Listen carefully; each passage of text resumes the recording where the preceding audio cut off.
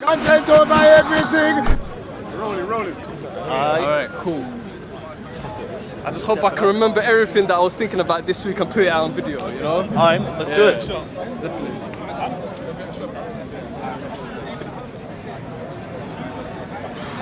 Ready? Cool. You guys introduce it. Yeah. Alright. Yeah, cool. So, for everybody that doesn't know me, my name's Abdi. And I really wanted to talk about the topic of the crisis of masculinity in the UK. Now, I'll start off with my perspective and stuff, right? And what I've come to realize recently. From my perspective, I'm 27 right now, right? I'm 27 years old. And I just feel like looking back at my life and making sense of my reality today, I just feel like, you know, I've questioned the fact, am I really a man, you know? I've questioned that, am I really a man? Because I feel like, you know, when you look at the material that circulate online and all of this stuff, I feel like it's all intended to encourage you to be like a snowflake.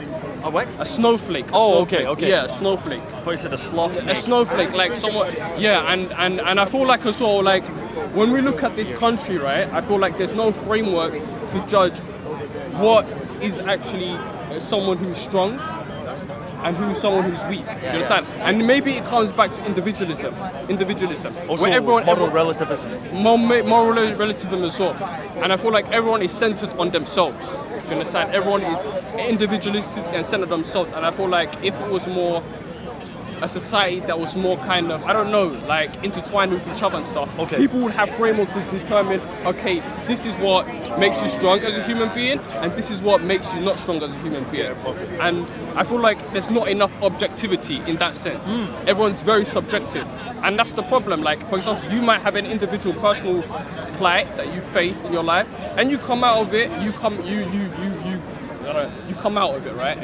And you feel like, yeah, I'm a really strong guy, you know? I'm so strong, I've come out of this thing.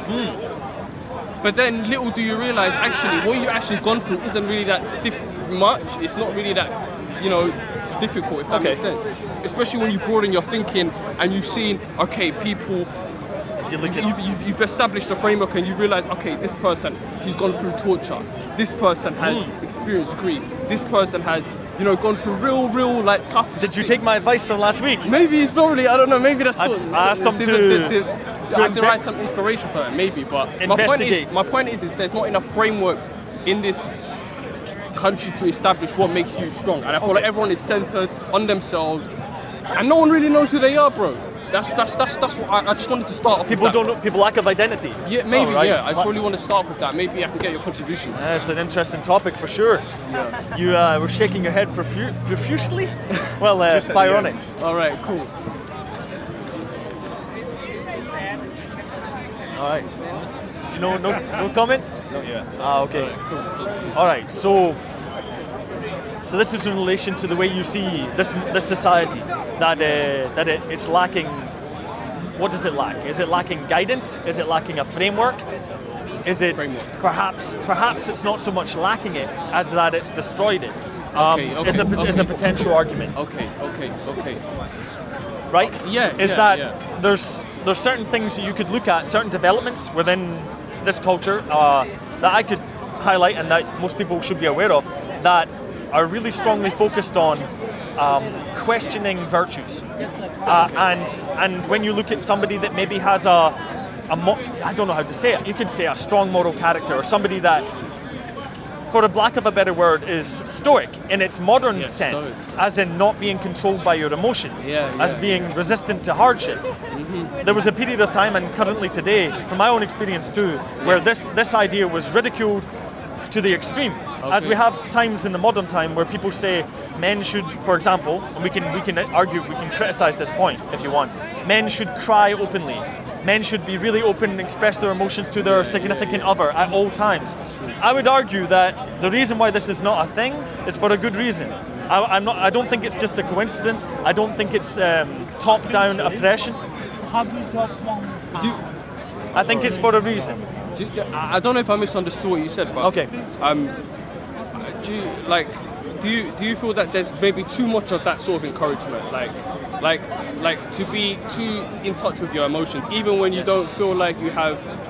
There's not a justification to do so, if that makes sense. Like, you haven't gone through a significant event in your life, and it's just the case. You're just encouraged. Oh yeah, I mean, like talking about like triggered culture and shit. Yeah, and I give you example. Like I can give you a couple examples. Like, I mean, like if I go through what I used to watch in football, right? And like footballers, Premier League footballers. I got you. Premier League footballers that earn like big wages, big salaries, like really big ones, right? I got you. And I had to emphasize that point, right? So, like, these guys, right, they would, like, say, for example, one player, like Vincent Kompany, right? And this is something that I've learned from him, right? He constantly will get an injury. All the time. Right. All the time, right? And then, like, he'll say something in the press, and he'll be like, oh, you know, this is really tough, you know? It's really, really tough, right? And then you have, at the same time, you have these pundits and these football, whatever, right? Commentators. And they'll talk about it and he'll be like, you know, that guy's really, really strong, man. He's gone through that. He's gone through something that's really, really difficult, and he's a really strong guy. I got you. He's a really, really strong guy. And why I'm highlighting that is, the reason why I'm highlighting that is, if you're someone who's a young guy, right? You're still discovering who you are, and you haven't got your frameworks in place. You don't know what is strong. You don't know what is weak. You don't know what struggle means, essentially, or you're still trying to make sense of your own struggle. You're looking at that and you're thinking, right, yeah, this is maybe what is strong. You know what I mean? And that can really confuse your bearings of what is blah, blah, blah, right? I understand, yeah. So that's really one example I wanted to talk about. Another example is, and I'm prepared to take this risk. It's not really much of a risk anyway, but when people talk about the gender pay gap, right? And I know maybe a lot of feminists are gonna go crazy at me, but like, for example, another example I want to divert this to is when I used to watch Good Morning Britain, right? Right. And like you have these guests that come onto the show, and they may be from a middle class background, right? And they're discussing the gender pay gap, blah blah blah. And you got these feminists, and they're going blah blah blah. They're going crazy, right? Right. And these feminists, they'll say from their own experience, you know what? This is why I don't like talking about this, because I'm always getting shut down. I'm always getting, whenever I want to talk about this, you know, someone shuts it down. Even though you're on like primetime television. Yeah, and I just think to myself, like, this is back in those times. It's like, okay, I used to sympathise with it, right? And then I look back and I think, does that even make sense? Like, how are you being shut down? Like, if someone's disagreeing with you, why are you seeking my approval? Or, you know, why are you seeking that person's approval, right? Why do you expect someone to sympathise with this plight? And in my opinion, I don't think it's much of a plight, Because they're I not feel like convinced that they're right. Yeah. The reason why you ask somebody is because you're not convinced you're right. Okay. I think that's one potential reason. You can assert something as a truth and go, yeah, it's right, isn't it? Isn't it? Do you agree or not? Yeah, But you're not confident in what you're saying. They're you would requiring just be some sort of validation of their opinion. precise. Validation, right? But this is the thing, right? And this is what, from my perspective, I believe, right? It's like, it seems to me the way they discuss their emotions, right? They discuss this plight. It's like, this is the biggest thing that women face today. The biggest obstacle, not the biggest, the most significant struggle, right? And I just think, maybe it's more to it than that, right? But I just feel like, and I was talking about this with another guy, right? I feel like this is the middle class issue, and I feel like there needs to be more people from the working class who can give their opinions and be like, actually, you know what?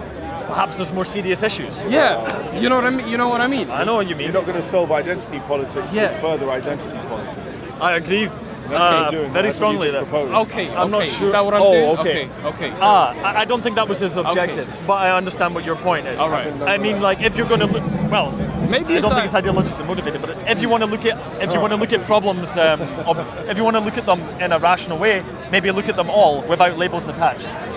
Perhaps that. And the unfortunate thing is, if you're poor, you have more problems of a certain type. Yeah. And that's not being identity. Yeah, that's exactly what I mean. I think that's what he's saying. Yeah, that's what I mean. That's what I mean. Yeah. It's good that you have this personal clarifier here. I wish I had a personal clarification person to follow me around. No, I'm just the one that asked the hard questions for you. No. You clarified that word. So, Right. So I see what you're saying, and I noticed a lot of these things. But you have got any comments? Yeah, I do have quite. go basically, with it, man. I would frame this quite simply as the struggle of democracy against people's provincial and narrow outlooks. Okay. Explain. Now, we live in a democratic country, by law at least. Yeah. Meaning that, now, let me just begin this by clearly stating what democracy is, or at least what it should be. Mob rule, right? Sorry? Mob rule. What is that, cigarette? Mob rule. It's maybe in my accent. Like being Mob rule? Yeah. Oh, no. Oh, yeah, it's your accent. Derisive comment. Mob rule? But No, I don't mean that. No. What I mean is, so generally, I think there's a misconception about what democracy is, in this country at least. We'll stick within the national boundaries. You've asked me already, and I have to say no again. In this country at least, people... You're a bit colder than me. You look cold. Anyway, so when you go to most people and ask them, hey, what's democracy? People tell you, oh, it's the ability to vote every 4 or 5 years, right? This is an unfortunate misconception and a very narrow understanding of what democracy actually is or could be.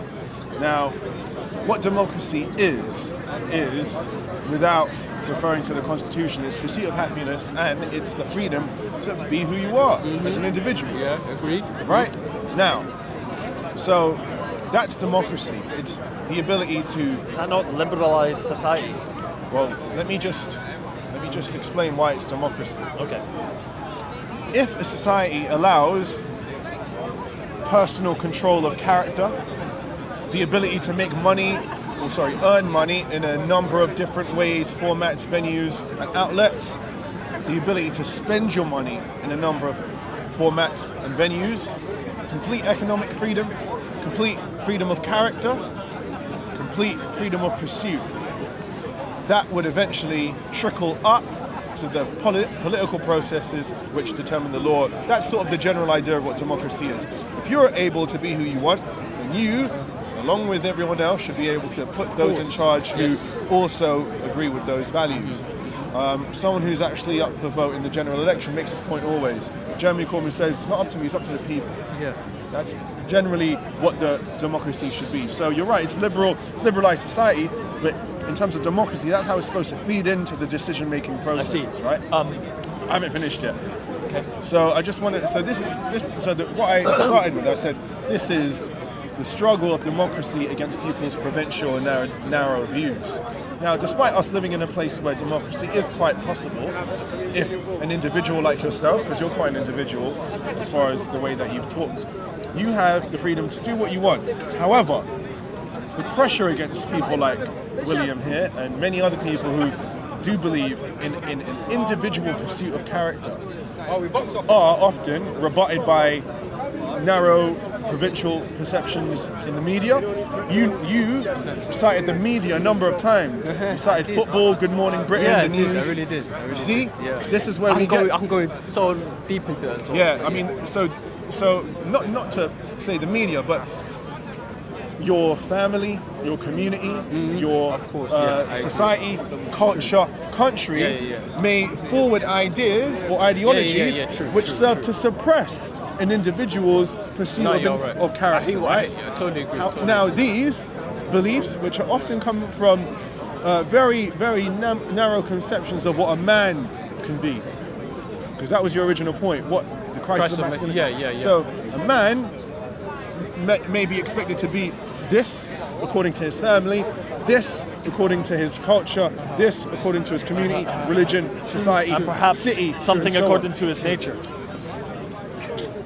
All right, which may be the core point. Hold that thought for now. Just undercut you there. I'll just say we don't know enough about our nature to really know anything. We know quite a lot. But in any case, if we survey the powers of influence in our society now, they are overwhelmingly family, community, religion, society, culture. And when I say culture, I probably emphasize this one because this is the one which people are really into these days. Culture overrides everything else. You might come from a conservative Muslim family, but you might be watching porn in your bedroom. Because that's culture. Could be, You see what I'm saying? No, that's not culture. No, it's me. Porn is not culture. Okay, if you don't think it's culture, then let me expand what I mean by culture. Culture. No, I'm saying, but people Muslim from cultures watching porn. That's not culture. That's not. I never said it was Muslim. Okay. I'm trying to point out how it overrides everything else. You could be anything on earth, but if you subscribe to the media's cultural products in the form of film, music, TV, Good Morning Britain, sports, porn, that overrides everything else. So that's why it's a strong influence. 100%. Yeah. But however, it's not the only one. It's still a complex mixture of all these other ones, right? Okay. So, getting to the final point now. You live in a democratic society. You could be any man you want. True. The only people who wouldn't accept you for the kind of man you want to be are the narrow, limiting forces influenced by all the things I've just said. If more people embody the democratic ideal of accepting a woman, a man, black, white, gay, straight, no, it's not. It's democratic. If people limit the conception of what you should be as a man, or a black person, or a white person, or whatever, they are limiting the democratic ideal. That's my point. Let me get my definitions set, right? Right. So when I'm defining man, for me, I feel like it's to go through something, right? Like a real rigorous thing in your event in your challenge, life. A real challenge, you know? Something that's really. I'm not talking small things. I'm talking like big things, right? I got a few examples. And I'll give examples, right? You've faced torture, right? You face real poverty, real hunger. Like you face, like I'm talking like weeks, starvation, right? Right. You faced grief. You faced a lot of things, right? And you come out of it. And you become like, wow, you know what I mean? You can become stronger. You know, and I feel like. I don't know if I misunderstood you, but when we're talking about don't let society limit you to what you should be as a man, I feel like I've got my definition straight of what a man. Where'd you get it from? From myself, because I feel like I really learned from myself because I look at my life. But I don't buy it, bro. No, let me explain. I'm sorry, let bro. me explain, and then wait. I just don't. Okay, you don't have to buy it. You don't have to buy it. But you don't have to buy it. This is what makes sense to me, right? As an individual, and I feel like myself as an individual, I look at my life, right, and I think, okay, for many years I look back and I used to look at my struggle and feel like, wow, you know, because going back to what me being as an individual, right? Yeah. Looking back thinking, I've really gone through something that's really, really tough. Really, really tough as an individual. Well, it might have been tough for you at the time. It might have been tough at me at the time, right? And it was tough for me at the time. Right. But then I broadened my thinking and I thought, okay, you know, because each time I've gone through a struggle, I've become stronger, right? Right. And then I broadened my thinking and I become more, not thinking things from a UK context, but more thinking more globally. Okay, you know what? Right. Because I'm Somali, right? Yeah. I'm from Somalia. My parents are Somali as well, right? I'm like the stuff that they go through is like really tough. Like the poverty that they experience, I've heard it's pretty tough. Yeah. Really tough, right? Do you understand? Like I was speaking to someone recently. It's like they survive on less than $1 a day. You know what I'm saying? The poverty they go real through, poverty. the sanitation issues, like you don't understand. Like in this country, we have it really nice. Like you can go to a toilet, you can flush it, it's nice. Running water. In that country, it's not like that. Yeah, I know. People have to go through latrine pits and dig it out with no gas marks on.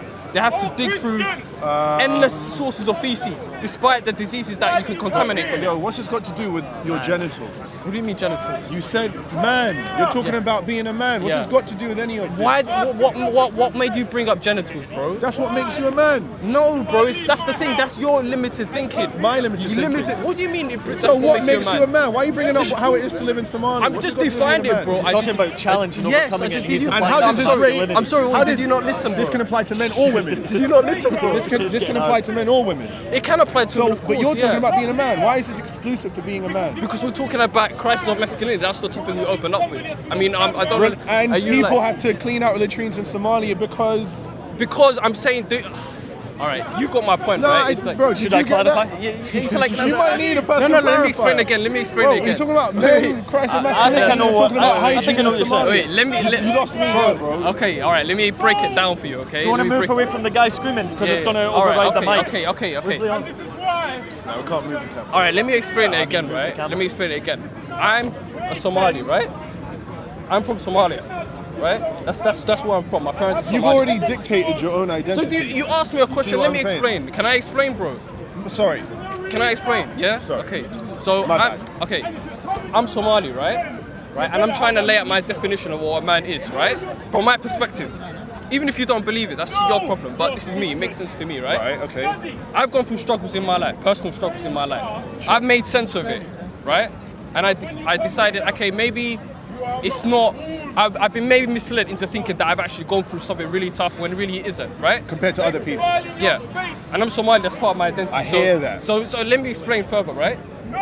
When I've researched the problems that are faced in Somalia, the challenge that is faced in Somalia, right? And how people have to go through serious poverty. Yes. Yeah, serious I hear poverty, that. right? And an example is the sanitation issue. People were having to go through latrine pits, Okay. going through contamination, right? This is the struggle that they face, right? And I'm trying to think to myself, okay, is what I'm really going through as a man really that tough compared to them? Okay, I hear that. That's what I'm saying. As a man. Yes, And that's a what I woman said. could think the exact same thing as you. Okay, yeah. So you've made no point about being a man. You're making a point about being a human being. Why? Let me bring it up, right? We're Before talking we go. about Christ. What does him being a man have to do with anything that you Well, let just me said? say. So what? Can we move? Let's move it, man. Man, you're not getting my point. It's all right. Yeah, I know. I'm not. Admittedly, You're not getting my point. you talk about men. You have to talk about something to do with men. You're making human points. Yeah, because as a man, am I not a human being as well? Can I not identify myself as a human as well? I'm asking you to. Yeah, and that's what I've done. All right, now Right. So it isn't a crisis of masculinity. No, Is it? yes. It's a crisis of Yeah, no, humanity. it is. Because make up your mind. Are you making a male point or a human being point? I'm going in. Right, so you it's go, like you go. this. The point I think you might be raising is this, is that from my understanding, men and women deal with situations in different ways. Is that what you were trying to say? You just said Well, I'm gonna yourself- continue. He just said himself. He's Let him trying finish. to look. Because maybe I have a different so point. I can understand what you're So, saying. Sorry. if Yeah. I do you're cut asking them, people how is this man, how is this woman, how is this, so let's answer it. Right? So, men and women deal with situations in different ways. They deal with emotions in different ways. I'm not saying one's superior to the other. I'm not making a value exactly. statement. We're not doing- So we're what I not want doing to that. say, so for example, We're not doing that. You I got you. misunderstood, bro. We're not doing that. I never said that I'm better I than never them. said you're doing it. Right. So, for example, maybe you can relate to this one, perhaps not, but like from the way that if men and me want to, if you've got a problem going on and you want to get something out, you want to vent your frustrations or something, often, for example, you can do it with people that you play sports with, you go to the pub with, you fucking, I don't know, you play computer games with. You talk to these people, you talk to these men openly about deep things in a way that's compatible to other men. This is the way that I've expressed it. It basically, You certainly it's for me, it's never involved breakdowns, it's never involved crying, it's never involved bitching, it's involved talking about the problem, and then the other guy usually says okay and tries to present a solution. Now here's a situation that you might be able to relate to also. Maybe it's a bit controversial one, but it's a funny one. Is that, for example, if you have a woman in your life, a girlfriend, for example, and she has a problem and she comes to you and talks to you about the problem, and you instantly, as a man, try to give her a resolution to that problem, you say, okay, cool, you should just do this. They fucking hate when you do that. They want you to empathize. They want you to go, oh, that's bad. I'm sorry to hear that. But if you say, oh yeah, but that's because you're not doing this, they react really badly. That's been my personal experience. So what I'm trying to say is the idea that men and women should deal with emotional situations in the same way is undermining a conception of masculinity. And that's what I see in society. That's potentially what you're saying. That's what I mean. Women process a didn't different detect way. any of what you Man just said in process what you different said. way. Yeah. That's the argument. Okay. I didn't hear any of that. All right, You're okay, talking no about pro- hygiene conditions in All East right, maybe I Africa. didn't explain Maybe myself. I've thought about it for a lot longer than he has. Okay, no perhaps. problem. But also as well, right? I don't know where you got this idea from that I may have something like against women or something like that. Right? No, I don't know where you got I that didn't from. mean that. Yeah. I'm certain I No, didn't. because you put that on camera and people are gonna think that, and that's not true at all, right? And I don't want people to misunderstand me what I'm saying, right? What I said was the gender pay gap, right? Now, For me, it's okay. This is a middle class feminist issue, right? And it's something that when I look at this issue, I can't entertain it, right? I can't even watch it because I feel like, and you might think, okay, this is something that bothers all women. I think a lot of women, they're not affected by this, right? A lot of women. I think it's only a small group, a small few that are, right? This is from what I believe, right? And I just feel like this is something that's circulated online. It's circulated online, and a lot of people watch it, and there's a lot of people that pander to this, middle class men that pander to this, and be The like, white oh knights. yes, you know, you're going through something extremely difficult, right? Really, it's a real ordeal, it's a real plight. And my point is, like, this life is full of difficulties, right? The real crux of this world is a brutal world, man. Yeah. It's a brutal world, bro. You know what I mean? Like, you're gonna That's face. one way of looking at it. Yeah, it's a brutal world, bro. You can't be like, every time a problem happens, you can't just be like crying all the time, bro. It doesn't prepare you well for life. You don't deal with the issue. You're not prepared well for life when people are pandering to you, be like, oh yeah, you know, you're going through something really difficult. You agree? You know, blah blah blah. I think it's really it's, reasonable. it's a really unfair world, What's bro. this It's got a to do with crisis of masculinity? because I'm telling you, you have to be, as a man, I can't speak about women's Where's the issues. crisis? Let me explain, bro. You've been explaining for a while. You're asking me a question, right, and I'm trying to clarify for you. Can I clarify for you, or do you not want me to clarify for you?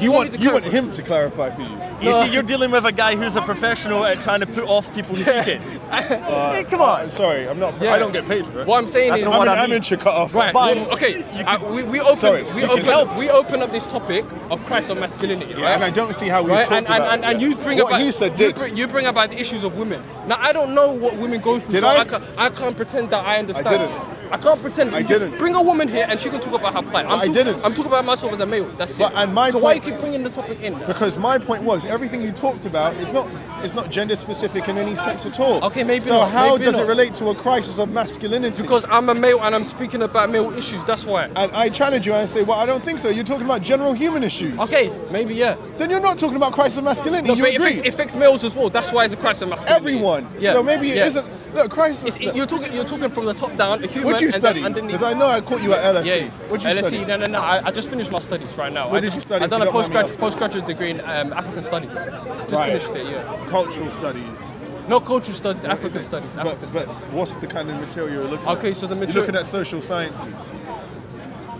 Yeah, that's social science, part of social science. But deeper down, the material's looking at economic development.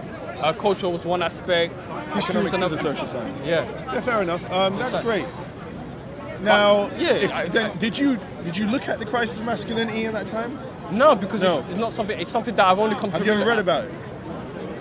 Okay, I'm not trying to like hot you up. No. But have you ever- Even if you do, it's not a Because problem. I It's haven't not a read problem. about it, It's but not I a know a problem. little bit about it. Okay.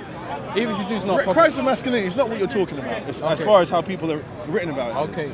Just A okay. particular idea of how. But I made sense of it Gen- myself. It makes sense to me. Right, and I said it doesn't sound like it. You're talking about Maybe from- general. maybe from your You made a perspective. point about Somali. You're making an ethnic point even. Yeah. You could be a woman and make the same point. That's my point. If a woman was standing there and said, "I'm a Somali and my parents in latrines, etc." Yeah. Then she could say, "This is a crisis of femininity." I'd still say, "What? That don't make sense. It's a human thing." Yeah. That's my whole point. This ain't about the crisis of masculinity. I'm not trying to be awkward or a professional person no. to cut people off. It just don't make no sense. No, What you're saying. but okay, to you that doesn't make sense, right? Did it make sense to you? Okay, but in my heart, maybe I didn't explain it. Because I well, see you just but, agreed with me. Okay, that's no see what problem. I'm saying? Well, I'd like to think I'm reasonable. Wait. Let me explain, right? And maybe, like I said, this is a deep subject, right? It's a deep issue, right? And maybe I didn't explain it well. Okay, that's fine, no problem, right? So what- But it makes sense to me. And if you're saying to me, if you're trying to say to me right now, okay, what you're talking about is not crisis of masculinity because you need to read literature to validate your own lived experiences for it to be a crisis of masculinity. Don't think I said that. And I'm thinking, well, that's not actually true because Let me pose a this question. Is, I this agree, is- it's this not is- true. This is absolutely not true because these people that write about these general, they make these general kind of ideas about what a man should be. Yeah. It's not actually. There's a lot of nuances, and my nuances may not fit that particular category of what a general man should be, Sure. right? So if it I makes don't sense- expect you to. Okay, and if it makes sense to me, That was my original if it point makes- about if it- doing what you want and wait. being who you are. If it makes sense to me, who are you to tell me that it doesn't make sense? If it makes sense to me that okay, you know what?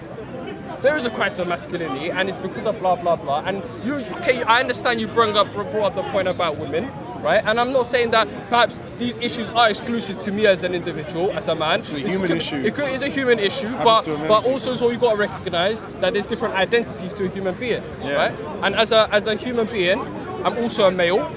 Right, that's one aspect of my identity. Yeah. I'm also Somali, yeah, right? you said that. So am I not going to bring those experiences in to define this intersectionality? Am I not going to bring those experiences in to define myself as a human being? Am I not going to bring those experiences in to define who I am as a human being? Yeah, and a male. Not in the context of the crisis of masculinity. Irrespective of a woman. Fine. So let's ask a question. All right, so I have a question for you. So do you have any retort to that? Thing that I've explained. You basically said that you're not really talking about the crisis of masculinity. You're talking about your own personal. But it is a crisis of masculinity because I feel like, from my perspective, I feel like. Where's the crisis in this? Let me explain. I feel like you've been explaining for a while, bro. Okay, all right. You don't want to hear it, no problem. I have a question for you. You gotta be succinct. Okay, you don't want to.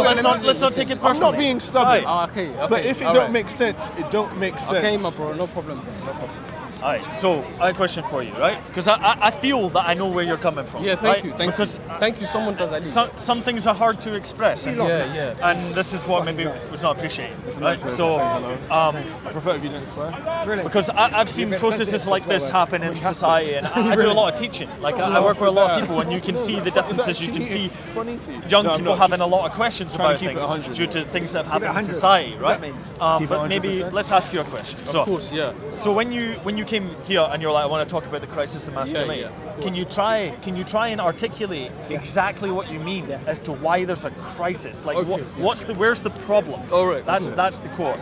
Okay, the problem is, right, like, for myself, right, because I'm very much connected to UK culture. Okay. Right? I'm very much connected to UK culture. For anyone says you're not connected, you don't know what's going on. I know what's going on, right? Okay. Right? I know what's going on with UK culture, right? Okay. I've consumed the media. Consumed the media. That may be part of the problem. Wait, let me finish, bro. Let me finish. I've consumed the media, right? All of this sort of stuff, and it's obviously affected my psyche and my mentality as well. Absolutely. Right? Yeah. So myself, in a way, disconnected from that. After a period of thinking, you know what, science just obviously started, not me knowing this, but deciding that through my intuition, something isn't quite right. Let me just disconnect for a while, right? Yes. During that period, I started to understand myself, right? And then recently, I thought, okay, you know what, man? Question: Am I really a man? You know, can I really call myself a man? You know, or am I just a nice guy? Am I just really a nice guy? Right. And I thought to myself, you know what, man? I felt to myself recently, I'm just a nice guy, man. And I thought, why am I a nice guy? That's good. No. Why? But it's not a problem. It's not a problem. That's what I'm saying, that's It's good. not a problem. It's not a problem. It's not a problem. It's not a problem. It's not a problem. It's not a problem. This, right? But you know, you have to be strong. You know, otherwise you're just gonna be. Like, from my experience, everyone's got a definition of what a criteria. Everyone's got a meaning to what a nice guy means to them. Okay. Right? Which you're implying. It's not a general thing. Yeah. Not a general thing, right? For example, he might be a nice guy. Very nice guy. He's a very nice guy. Thank you very much. But his experience is not the same as me being a nice guy. Okay. You understand? Yeah. So there's the nuances, right? Yeah. Right? So that means we can't really. That means the word really actually loses its meaning. Once it becomes ambiguous, it loses its meaning. Yeah. So I kind of forgot your question, bro. What was So I'm asking you, what do you mean because by crisis? because you're feeling that there's a problem. Yeah. Where do you feel that problem? Yeah. So let me go on. Yeah. Let me go. Are you going? You're leaving. When you come back, man. Where's he going? Come back and then We need him. We need him It here. might make sense to you, bro. Where's he It's going? been really awkward so far. Yeah, I know. I just came back. I missed my. So We're trying to get somewhere. where is the crisis of masculinity? Is that the question again? Yeah. Cool. Yep. So for me, the crisis of the masculinity is looking at this material in the media. Media is a powerful agent, by the way. Very powerful. Can I add something? Let me finish, brother. Let me finish. It's a very powerful thing, right? I understand. And I feel like this, looking at this, it really kind of brings out this snowflake culture, this middle class dominance, in the media. Not enough. Middle class dominance. Yeah, middle class dominance in the mainstream channels. What are you saying, bro? The mainstream channels. Right. Why are you saying like it's a bad thing? The middle class is like I'll tell you why it's a bad has a thing. point, I'll, he has a I'll point. tell you Your why. boxes, you don't You even could know. say lack of representation. Okay, I'll tell you. No, but I'll tell you it's why it's a still, bad like, thing. we I'll still tell have you. to I'll tell you why it's a bad learn the thing. I'll parameters tell you of why it's a bad arguments. thing. I'll tell you why it's a bad thing. Why? Middle class people bring their own issues. Right? Their own issues. Now the middle class issue, generally, I'm being judgmental here. I'm being generalized. I'm generalizing. I'm generalizing, right? Okay, I'm not saying all middle class people are weak people. I'm not saying that, for instance, right? Yeah, all right. There's nuances, right? But generally speaking, the middle class man, we can all agree. They go through a certain level of privilege, a big privilege in life, right? And I want to give an example to highlight this, right? I give an example of something I watched recently. Now I watched a documentary recently, right? He was a guy, right? I don't know his name. He was a white guy, right? He was a white guy, and I think he was from Kensington and Chelsea, right? Right. And they were showing a documentary. Exchanging, how can I say? He was Letters? He was swapping households Oh. with a working class family. I got you. Working class family, and he was like, "Oh, the reason why I'm doing this is I really wanna be tough. Identity politics at its finest. I really If you haven't realised. I really want to be tough. I got an alternate perspective. I really want to be a tough guy. I really want to be a tough guy," he said. And then he went to a working class family home, right? Yeah. And then I saw their living conditions, and I thought, okay, they were eating how they ate was pizza and chips, right? And this is meant to be somewhat our family that's struggling, right? Pizza and chips. They had a nice black couch that I had in the same house, which was £3,000, right? Right.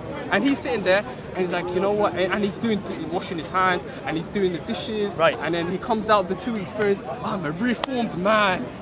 And you're thinking this is pathetic. And I think you can call it that, but I feel like Well, I think that's what you're feeling. Yeah, because you're yeah. looking at maybe what's happening with Broader, people that you know, real tough and you look at it here and you think, Yeah. why are you complaining? Shut Yeah, up. yeah. That's Sorry, what you're Guys, thinking. I've been listening to you for a long time. I need to ask you, what is your definition of how a real man should behave? I feel like This All right, is a real man. Or maybe clarify how this. he should behave. All right, I'm gonna clarify this again, right? From my perspective, right, looking at my experience, I can't even call myself a man. Do you know what I'm saying? I really can't. I can't. This is why you have a crisis. I can't call myself a man, right? You brought the crisis onto yourself. I can't call myself Robert a man. Kitlin. I can't- A man is someone who is who's gone through really tough experiences. That's what a man is. Tough. And you have the framework. Didn't I establish earlier? You need to have a framework of what is tough and what is not, right? And this is the problem. There's not a framework in this society. There's not a framework. Everyone's individualistic. Everyone can feel like as an individual, I've gone through something really tough. I've gone through something really tough. I've gone through. I ain't got a problem with democracy. There's no problem with democracy. wrong with I haven't got a people problem with doing a man democracy. being I haven't got a any way problem. they want. I haven't got a problem with democracy. I haven't got a problem with freedom of speech. I haven't got a problem with that. equate to manly? Yeah, but, okay, let me explain. Why does it equate to manliness, right? It equates to manliness because, right, if you as an individual, right, By the way, touching him like that is very unmanly. He's messing with it. I'm messing No, with but you. really. If our culture had a true grasp on masculinity, we should be able to deliver him the answer. If we're asking him, what does he think? Oh, no, we should be able to say, what does our culture I've got an think? answer. Well, then we should listen. all right, you know what? When I wait, one second, because I really don't want this to be about myself, right? I just wanted to. You can't make it not. But yeah, go try. I wanted to define it for myself and then get everyone's perspectives, right? And if I'm My wrong, I'm wrong, perspective. no problem. My perspective But is Robert Kitlin. He wrote a poem called "If," and it goes, "If you can keep your head while all around you are losing yours and blaming it on you," and it goes on for like 12, 13, 18 more verses, nice. and then at the end it goes, "Then you will be a man," or something. And that is saying there is an idealistic version of what we are, Yeah, I and think it raises above these petty notions. From his perspective. That's Robert Kitlin. Have you read that? But now it's his turn. I don't read much books, so maybe I need to No, it's a start reading. poem. It's you can read it in a very short time. It's brilliant. It's a poem. Okay. I'll remind you of it. But now it's his turn. So what's his So name? you want to ask You me? had attached manhood to levels of toughness. Absolutely, and- those are your and- struggles. What yeah. you've gone through as an what So you've gone therefore, through. if you haven't had any struggles, you can't be a man. Is your belief? Yeah, I mean, if you've been kind of I would say so. snowflake and you've been pandered to, and you know what I mean, you haven't gone through that experience, right? You can't really. You're always gonna be like the would you guy. be? You're always gonna be the guy on the side, you know. How trying you to say sympathy, that white people are you're gonna be men pitied on and that. black And people I'll be are. honest. That's I'll what be he's honest. I'll be basically honest. trying to say. Me as an individual, right? Maybe he's right. I've always been kind of when I made sense of it. When I made sense of my experience, it's like people kind of pitied me, the blah blah blah. And I'm not that type of guy who's easily influenced by other people's judgments. Yeah. I had to come to this decision myself, and then I made sense of it. Okay, blah. I've gone through this. I've gone through that. I've gone through this. I've gone through that. Broaden my thinking, more globally. Okay, Why is this pattern of just intricate, you know, connecting so many different things? And I thought, okay, maybe this is the reason why. Maybe this is the reason why that I'm just perceived in this way by other people, right? Even if they're judging me or not, they may be judging me. They don't know me, but they're judging me. Okay, maybe. But I just feel like, to answer your question, because I've digressed massively. I know that. I know I've digressed. I know I haven't answered direct question. I've digressed. Blah blah blah. I'm still new to this thing, so hopefully I can answer questions. Don't worry. Yeah. So I just feel like to be a man, you have to go through really tough experiences. Have a framework in place. My framework I've established as an individual. Go through torture, go through real poverty, go through things that grief, blah blah, poverty, real poverty, you know, not poverty where you're eating chips and pizza, you know what I mean? Cool. Real poverty, man. That's all I want to say, bro. That's a very good. Is that fair, bro? I understand what you're saying. Correct me. But your standard of manhood is very, very, very high. Then, yes. You know what I mean? Yeah, man. Very few people can meet that unless they, you know, struggling to eat pizza and chips in this country. Even the poorest people in this country quite often can afford pizza and chips, depending on what kind of pizza it is. Probably not Domino's and Pizza Hut. They might have to get a little microwave pizza, but they can get pizza, innit? My argument to you is, just say someone has no struggle, they have a very strong sense of responsibility. Could that make them a man? So just say, for example, they've inherited wealth. They've been lucky enough to inherit wealth, right? Their family's rich already. However, they understand that with that wealth, they have a responsibility. They have a responsibility to their children to make sure they stick around and raise their children, teach their children responsibility. They have a responsibility to their wife, have a responsibility to their community. And if they're fulfilling all these responsibilities, would that mean they're not a man because it's been too easy for them?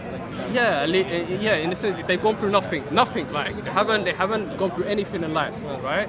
They haven't faced any grief, nothing serious, like they've just been, you know, just silver spoon in their mouth. What if you have gone through a lot? Like, I'm a man, I've gone through a lot and I survived it, But I don't take care of my kids. I got kids out there who I don't see, I don't really care about. Very good question. I don't look after, I don't take care of, fulfill any of my responsibilities. Right. I'm a man because I'm strong, I've been through stuff. So there's more nuance, that's right? a good question. I haven't really thought about that, but I feel like it makes them a bad human being. Bad human being. Bad human a man though. Yeah, but why? If they've gone through it, and they're not broken after what they've gone through, so they've gone through torture, and they or something like that, and they've really owned it, right? Then I have to say, this is a man, but he's not a good human being.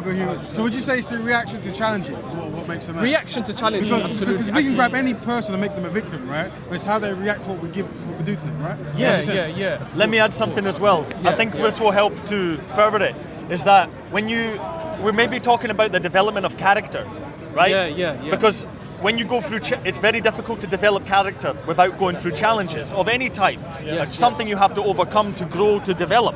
And what I think people value when they think of people is they value character. If you have friends, you have people you know, you have people you look up to, it's because of what they've done and how they've done it. It's their characterization, right? And you could put this as part of your masculinity representative, is that to overcome these challenges, you're actually developing character that should result in being a better human, ideally, right? That's the way I look at it. And one more thing, when you were talking about this, you were asking him what he means by masculinity. Here's an idea. In every culture in the world that I've ever come across, and many today, you have something called an initiation ritual. An initiation ritual for young boys. They have this still in many places in the world, and in Africa. I've read a few. I read a couple of books about it, but about the psychology of it. The Archetype of Initiation was the book.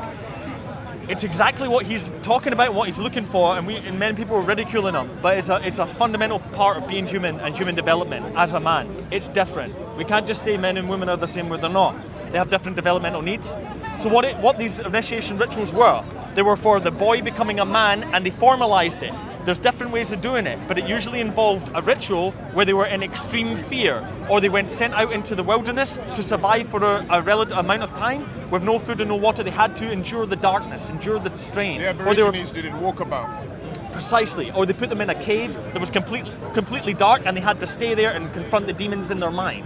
And when they came out, if they were not broken, it started the development of character, which made them on the path to becoming a man of the tribe, which means they could be trusted with fighting and with reproduction and with wealth. That's it. That's what he's looking for. That's what we lack in the West, in this society. There's no archetype of initiation. I would agree with that. Sorry? 100%. It's a terrible outcome.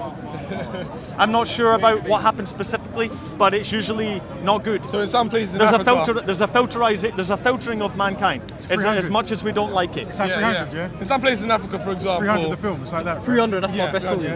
Kill a lion. No, kill a I lion. read books as well, not just movies. Best film. Isn't The that best film you a ever watched, gogi? man. So you get me? You Yeah, see what I I'm saying? totally get you. No, that's the system is saying when they send the kid out. Yeah, and they have to come back on their own. Yeah, for sure. Well, And that's a then- representation of it, 100%. yeah. And if they don't come back, that's it basically. Yeah, yeah. And the other one where you have to kill a lion, I guess if you fail at that, the lion's gonna eat you. Do you know what I mean? So it's kind of like you say, it's a culling process to some extent. Yeah, but I mean, like, So you feel like in the West they need some of these rites of passage things, and that's the issue with masculinity today. yeah, I just feel like, come on, man, like the issues that's spoken about, and I've mentioned this 3 or 4 times, and I'll mention it again. They're not real issues. Just come on, man. I hear this a lot, and I don't watch this debate anymore. You know that I don't watch it. The gender pay gap. I just think, come on, man. Like this is too much, and it's like it's spoken about as though it's a real What's too much about it, do you pressing think? issue, Okay. like a real concerning, deep traumatic issue. There's And I even think- more than that, bro. You know, and they complain, Spaces. you know, these feminists, and they're definitely not women. They don't represent women. They definitely don't represent women, right? Yeah. But they talk about, you know, this is why I hate talking about this, because if I talk about it, I always get shut down. And the guy's not even shutting them down. He's just saying, I disagree with you. So what are you seeking? Are you seeking approval from this person? Do you understand? And you feel like I'm just So is that Snowflake masculine? society. Is that masculine to focus on these kind of issues then? Okay, maybe, yeah, you can question my, But for personally, it's like Yeah, this. yeah, no. Fair Here's enough, what I fair see. enough, fair I enough. see that there is Good a question, pressure going good on, and there is a dynamics where women have been had a hard beginning in certain areas, right? What I'm saying, as a man, No, I'm specific. Don't misunderstand. I'm I wanna focusing specifically reform- on the. yeah. I'm focusing specifically on the gender pay gap. No, I don't know their experiences. Let's take that space. I think what you're talking about more just that is issue, the middle class agenda being Right. presented in Just the that mainstream. issue. Right. Just- And the I'm middle class focused- issues being made as though they're the main issues. But I think really what that comes down to is a matter of power, right? Middle class people in this country hold the power. So their Hold the issues are cards. always going to be at the forefront and always going to be pushed forward. Because, I mean, there's a lot more of the middle class as well, right? So it makes more, like if you report on news that affects certain working class communities in certain places, it's not it's going to be niche to those communities. It's not, the middle class community you're looking at and be like, it has nothing to do with me. And so I think the issue is, if you pay too much attention to the mainstream media, you're always going to have images and news that affects mainly the middle class. 'Cause that's who it's made for. That's the target audience. Do you know what I mean? so would you say it's masculine to complain with no action? No, definitely not. You have to. This is what I've learned as well. This is what I've learned, right? Because myself, I'm not gonna lie, right? If I used to be a complainer. I used to be emotional, So right? you were not masculine. You know what? I'm a nice guy. Right? And I need to be stronger. I need to be stronger to be a man, right? A tough man. And a nice guy is, you know, for me, it's like not pushover. containing, going through problems, but not making the difficult decisions. You know what? I'm facing a problem, and now I need to take action. No excuses. I need to really drive action. You know, just take the action, no matter how difficult it is. You know, just take it. So are you equating like being nice as being anti-masculine or? No. You're a male, definitely. You're a male, and I don't. It's not a bad thing. It's not a bad thing, right? It's not a bad thing. You know? So it's not a bad thing. Would you say it's nice to defend your wife from harm? Yeah, exactly, 100%. So it's how we interpret this nice word, right? Yeah, exactly. It's different interpretations. But from my experience, I mentioned this before, right? A nice guy has different meanings to everyone, Yeah. right? For me, a nice guy is like, you know, from my experience, you're way too reactive, way too emotional, you know. You know what I mean? If a problem comes to you, you really internalize it. You take it person. You know, why is happening, sort of thing. Not looking at the positives of it. Not looking at the positives. Not thinking, okay, maybe this is an opportunity for me to become stronger. You know? I see nice as an effort was made to better someone's situation when maybe it didn't need to, right? Okay. So I see that as someone is being nice. But I wouldn't say what you seem to describe as someone being pushover. Yeah. And I don't necessarily, I wouldn't necessarily say Maybe nice. for you. Maybe for Because you. that doesn't look like a nice experience. I think it needs like the archetype of nice guy. Like, oh, he's just a nice guy. You know, and the woman is like, oh, Which he's is a nice guy. a nice way. That's It's part of it as well. it's a nice way to say something that is not favourable. Yeah. It's like reforming language. Okay. Because ultimately, we should all want to be nice, but you want to be nice with power, right? Meaning Yeah, that you do. yeah. Like saving people is a nice thing to do. Yeah, no, of course. Totally get you, brother. Totally understand you. What I'm saying as well is, what I've come to realize as well, from a deeper level, not from a superficial level, from a deeper level, this life is really tough. You know, you can't it's not this idealism thing that you've been imagining it to be, right? You know, it's not this idealistic nature of this world. You're always going to have something, from my experience, I believe, you're always going to have something short in your life. Always something short. What do you mean by that? Something that's missing in your life that you desire. Something that you desire, right?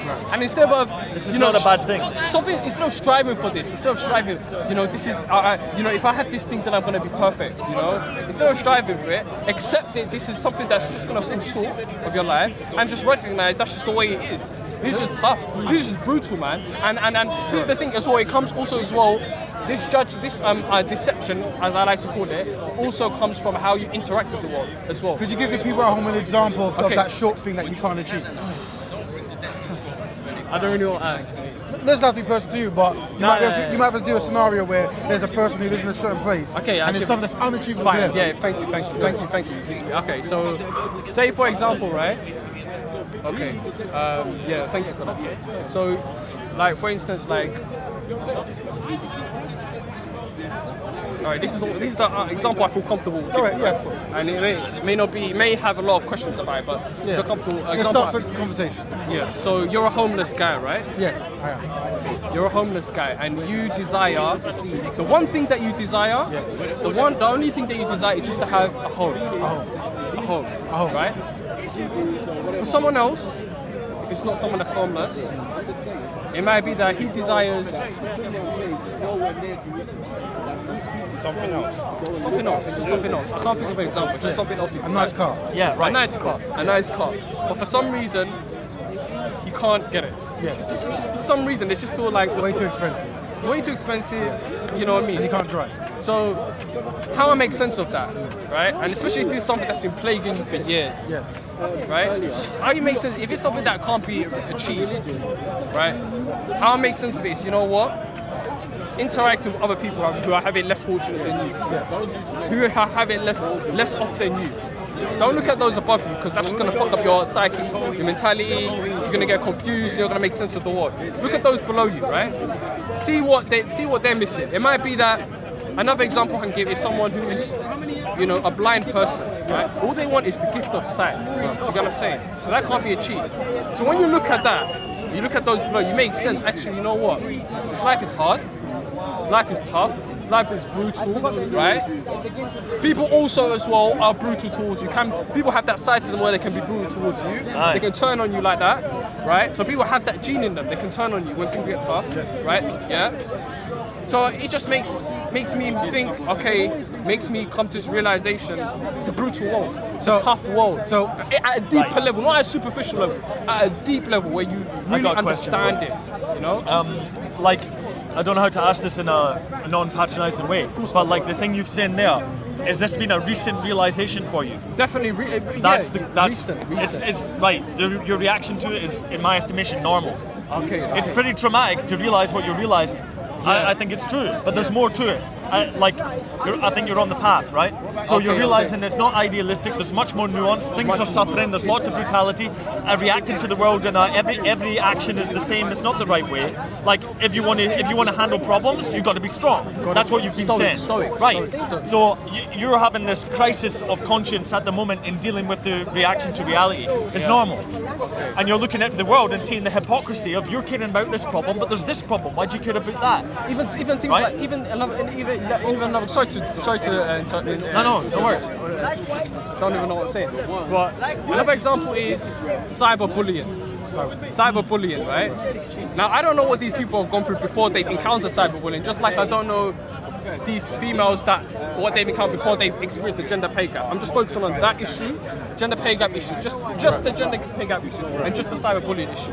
Now, the thing is, it's not articulated like that in the media, right? It's not like, okay, cyberbullying is an issue because this person might have gone through XXX before he's gone through this. Right? He might have faced really, really troubling problems, and then he's encountered cyberbullying, and that's the issue. They don't explain that in the media. All they explain is, oh, cyberbullying, oh, it's a real problem. Oh my God, if you face cyberbullying, you know, how traumatic is it? And people just come onto the show, they say they're a victim of cyberbullying. Right. They don't explain their personal circumstances or real personal problems beforehand. They just explain the issue of cyberbullying, and they have to take that responsibility because people are going to judge you on that. People are going to judge you on your language, unfortunately, right? So they explain, you know, cyberbullying is really traumatic for me. This person said this comment and really cut me. It hurt me so badly, right? So I'm thinking, right? Is that really big? Right. And I'm not. You question the importance of topics. Yeah, and for me, it's not my fault to think that. And the reason why it's not my fault to think that is because these people, they're not explaining their circumstance or their problems prior to them encountering cyberbullying. Now, I can give them the benefit of the doubt, but what if I don't? What if I'm just the type of guy who's judging things literally? That's a problem, bro. Right. And sometimes as well, when you're growing up, you don't have that bigger thinking about you. You know, you're just a sponge taking information in. Okay, what's this issue? Oh, I'm gonna take these issues literally and judge it for that. And I just think it's not. When you're encountering the media, you're engaging with the media in the society when you're young and you're growing up, right? I just think it doesn't prepare you to be a man. Right. That's what I believe. Right. No initiation. Right. Yeah. Inculcation of weakness. Yes. Precisely. Well, I agree with you anyway. Yeah. I don't know what your thoughts are, but I just really wanted to put that out. Well, isn't part of manliness how you judge the weak? How you react to the weak? Sorry, judge. Yeah, how you react to them. True. You know what I mean? Yeah, I don't understand. Would you see a value in actually trying to make them also quote unquote manly? Yeah, I do see your point. It's very easy to take a group of people, subject them to a certain reality before they know what's going on, and have them grow a certain way, right? If you see that's a lifestyle that's full of error, then if you recognize it, maybe trying to offer your assistance to better them so they can experience the life that's how you see. Totally agree with you. And this is where I feel like I don't want to sound like I'm an ego guy. I'm not an ego guy. I'm not. I'm really not, right? But I feel like from my experience, right? Like I can say I'm a nice guy, right? I'm a nice guy, right? Okay. I got a book for you. I don't say that with pride. I don't say that with pride, but I know myself, right? I know my experience. Can you list for people at home some of the traits you do that make you a nice guy? Just so they can see if they feel nice. Let me explain. So a nice guy is someone who's just they haven't encountered problems. This is what I define as a nice. You haven't encountered problems. Nah, not real problems, right? And when you say as a man, how being a man is also being conscious of how you judge the weak, right? For me, it's like okay, so you are the weak at the moment. To be brutally frank, I feel like it, yeah, and I feel like I need to be strong. What do you need to go through to be strong? At least I'm aware of that. I'm not someone who's right. And that's a good trait. Really self-awareness, man. You might be mistaken in your judgment, but the fact that you recognize a shortcoming that you want to improve, and I want to correct that. Let them know what it is that you will need to go through to become the opposite of a nice. I feel like at the moment, and this is why I feel part of the issue to the UK society. I don't feel like they prepare you as a man, right? Because look at this. It's a developed country, bro. It's like you have a lot of things, right? I'm from Tower Hamlets, right? No. This is meant to be supposedly the poorest borough, right? Yes, I remember when it was. It's Newman Tower Hamlets were fighting for the poorest. Tower Hamlets is supposed to be the poorest borough in the UK, bro. Yes. But I mean, I just feel like, man, like, you know, even in spite of that, I feel like, have I really gone through poverty? So hold on. I have to be honest. So you have to be honest. You grew up in the poorest borough in. That's what the statistics say. Right. So could that not be a testament of madness that you've gone through that and you're still thriving? Yes, true. And I thank you for asking that question, right? Because now I'm not judging things from a UK context. I'm judging things from a global context. Right. So, and that's why I'm I said this. I done African studies, right? Yes. That's my background. So I'm judging things on a global picture, and I'm thinking, right? My parents are Somali. I'm Somali. Yes. What they go through, real problems, bro. You know what I'm saying? I agree. Real problems, like Like the poverty experience is not equivalent to the poverty faced in this country. Poverty in this country, and I've given the example, the documentary example, right? Were you there? I must have been late for that one. All right, the documentary example is you can watch it back, right? Okay. You can watch it back. But my point is, sure it's good. Yeah. So what I'm saying is, bro, is May I interject? yeah. Please. So you come from a Somali background, right? Yeah, So Somali obviously, for some, a lot of Somali people came here in the 90s, going through Civil War and so forth, right? Yeah, And Civil obviously, War, when you Civil compare that reality to maybe living in Tower Hamlets, it's quite night and day when it comes to facing trauma and threats of life and so forth. Yeah. But also, you're in a place where you have probably more opportunities in certain areas, right? I appreciate that as well. So rather than maybe focus on the fact that people, your people where you came from went through that trauma, maybe realizing that you have the opportunity to make a difference to where you are. That's what I want to do. Maybe that should be the focus, because people who are going through that war, they might not be able to have the same opportunity you have at the moment, right? Yeah. So how you utilize your opportunities definitely. could be the definition of what manliness is. 100%. Right. 100% agree with you. 100%. And I feel like as well, it's a case of being objective as well, not being in your emotions. Right. To understand this, Right. understand your own struggles, position your own struggles, situate it in the broader context. Right. It's understanding who you are at a deeper level. And I feel like, again, I don't want to be big-headed, but credit to me, innit? Yes. Credit to me, bro. I know my soul. I know what I've gone through, and I've got a framework. I've got a framework in which I can compare it to. It's very valuable to know your shortcomings. Yeah. Very valuable. So, question to you is, if you recognize someone who's falling short, what are you going to do to better yourself? Okay. So sorry, say that again. If you recognize yourself as someone who's falling short of where you want to be, what are you going to do to better yourself? No. That has to be super critical of myself. Like super critical. That's step one, isn't it? That's the first Recognizing the challenge, but then what's the next step? You know, How are you going to improve? Don't just do anything. Just make it. You know what? No excuses, man. No excuses. Just, you know, okay, it might be that there's something like you can rationalize it. Oh, okay, this thing is like causing me an issue. Blah blah blah. No, you take that in. There's always. I believe there's always. I know I can always find a way out. Right? It may not be the most desirable. It may not be the most favorable you want it to be. But that's all the part of this idealism crap. You know, it's recognizing reality for what it is. You know, you're not gonna have things catered to your circumstance. You're gonna have this idealistic way in which you can change the world or change people, as you say, right? Yeah. It's about, okay, you know what? This is the circumstance I'm facing, right? It's not the best circumstance. It's not the most desirable, not the most favorable. Right. What am I going to do about it? Am I going to complain and be a nice guy? Right. Be a nice guy, or am I going to be a tough guy and get through it? And a nice guy is someone who just be like, complains, it's a tough circumstance. May I interject? So what's good is you recognize the challenge, right? But I would say tangible steps are important. So once you recognize there's a shortcoming, having a tangible step to follow, so you can actually define to people that here's what I'm going to do. When I used to go to the park, I used to never do this, but now when I go to the park, I will always do this. So that means every time you go to the park, you're doing something that's making you one step closer towards being more manly. And you have an actual tangible step that you can define, so other people who watch you go, you know what, if I repeat that, then I too am following the path of manliness. You be very clear with the journey you're going on. People understand what you're actually saying. That's what I'm trying to do myself. So I should be able to define the things I'm doing for better, for more manliness. That's how I do it. So it should be a roadmap really that people can follow. Because unfortunately, not everyone's going to be born with the same opportunity, the same information. So when people come across you, you are the contributor of information, right? You're delivering it. So it's important that you're very clear and precise with the information you're given on the pursuit of better. That's how I see it. You know what I mean? Well, all kudos to you for recognizing the shortcomings. Yeah. And that's very important. Many people struggle with that reality. Yeah, they value deceiving themselves. Yeah, man. And that's never good. It's an easy option, isn't it? It is. It's easy enough. It is. So you've taught people at home. I hope so. Something. And I hope they haven't misunderstood me, right? Because like a lot of things were a straw man towards me, saying, "Oh, you got a problem with women." It's like, no, I don't. I don't have a problem with women. Why are you gonna like? Anyway, I think what you were talking about before I came was topics, right? Like Just, maybe yeah, the focus gender of certain pay gap. topics. That was it. That's I think the what you learned to was. and I think a lot of people will agree with me. Hopefully. Well, don't worry about that. Yeah. Like if your challenge for yourself is that you think that you're weak and you don't fit to your own standards of masculinity, like he said, self-awareness of this is a good thing. Yeah. And your struggle is yours.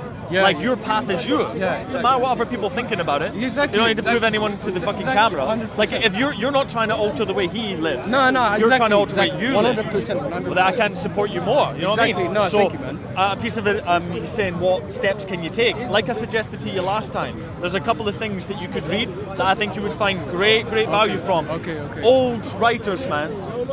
some of the books are 2,000 years old, but they're translated, they're easy to read. They're talking about what you're talking about. They're talking about ways of living that are congruent to being strong. Basically, how do you handle the problems of reality without being weak? Like, there's plenty of things you can read, and I think you'll get a lot of value from it, man. Like, the problem is, I think maybe you've engaged in the media of the times too much. I made questionable. I admit, like from a young guy, I was a young guy, and I made questionable decisions, right? Watching the wrong content, blah blah blah. Right. But now I know that I'm gonna like, nah, not again. You know what I mean? Because I know the steps. Are they irreversible?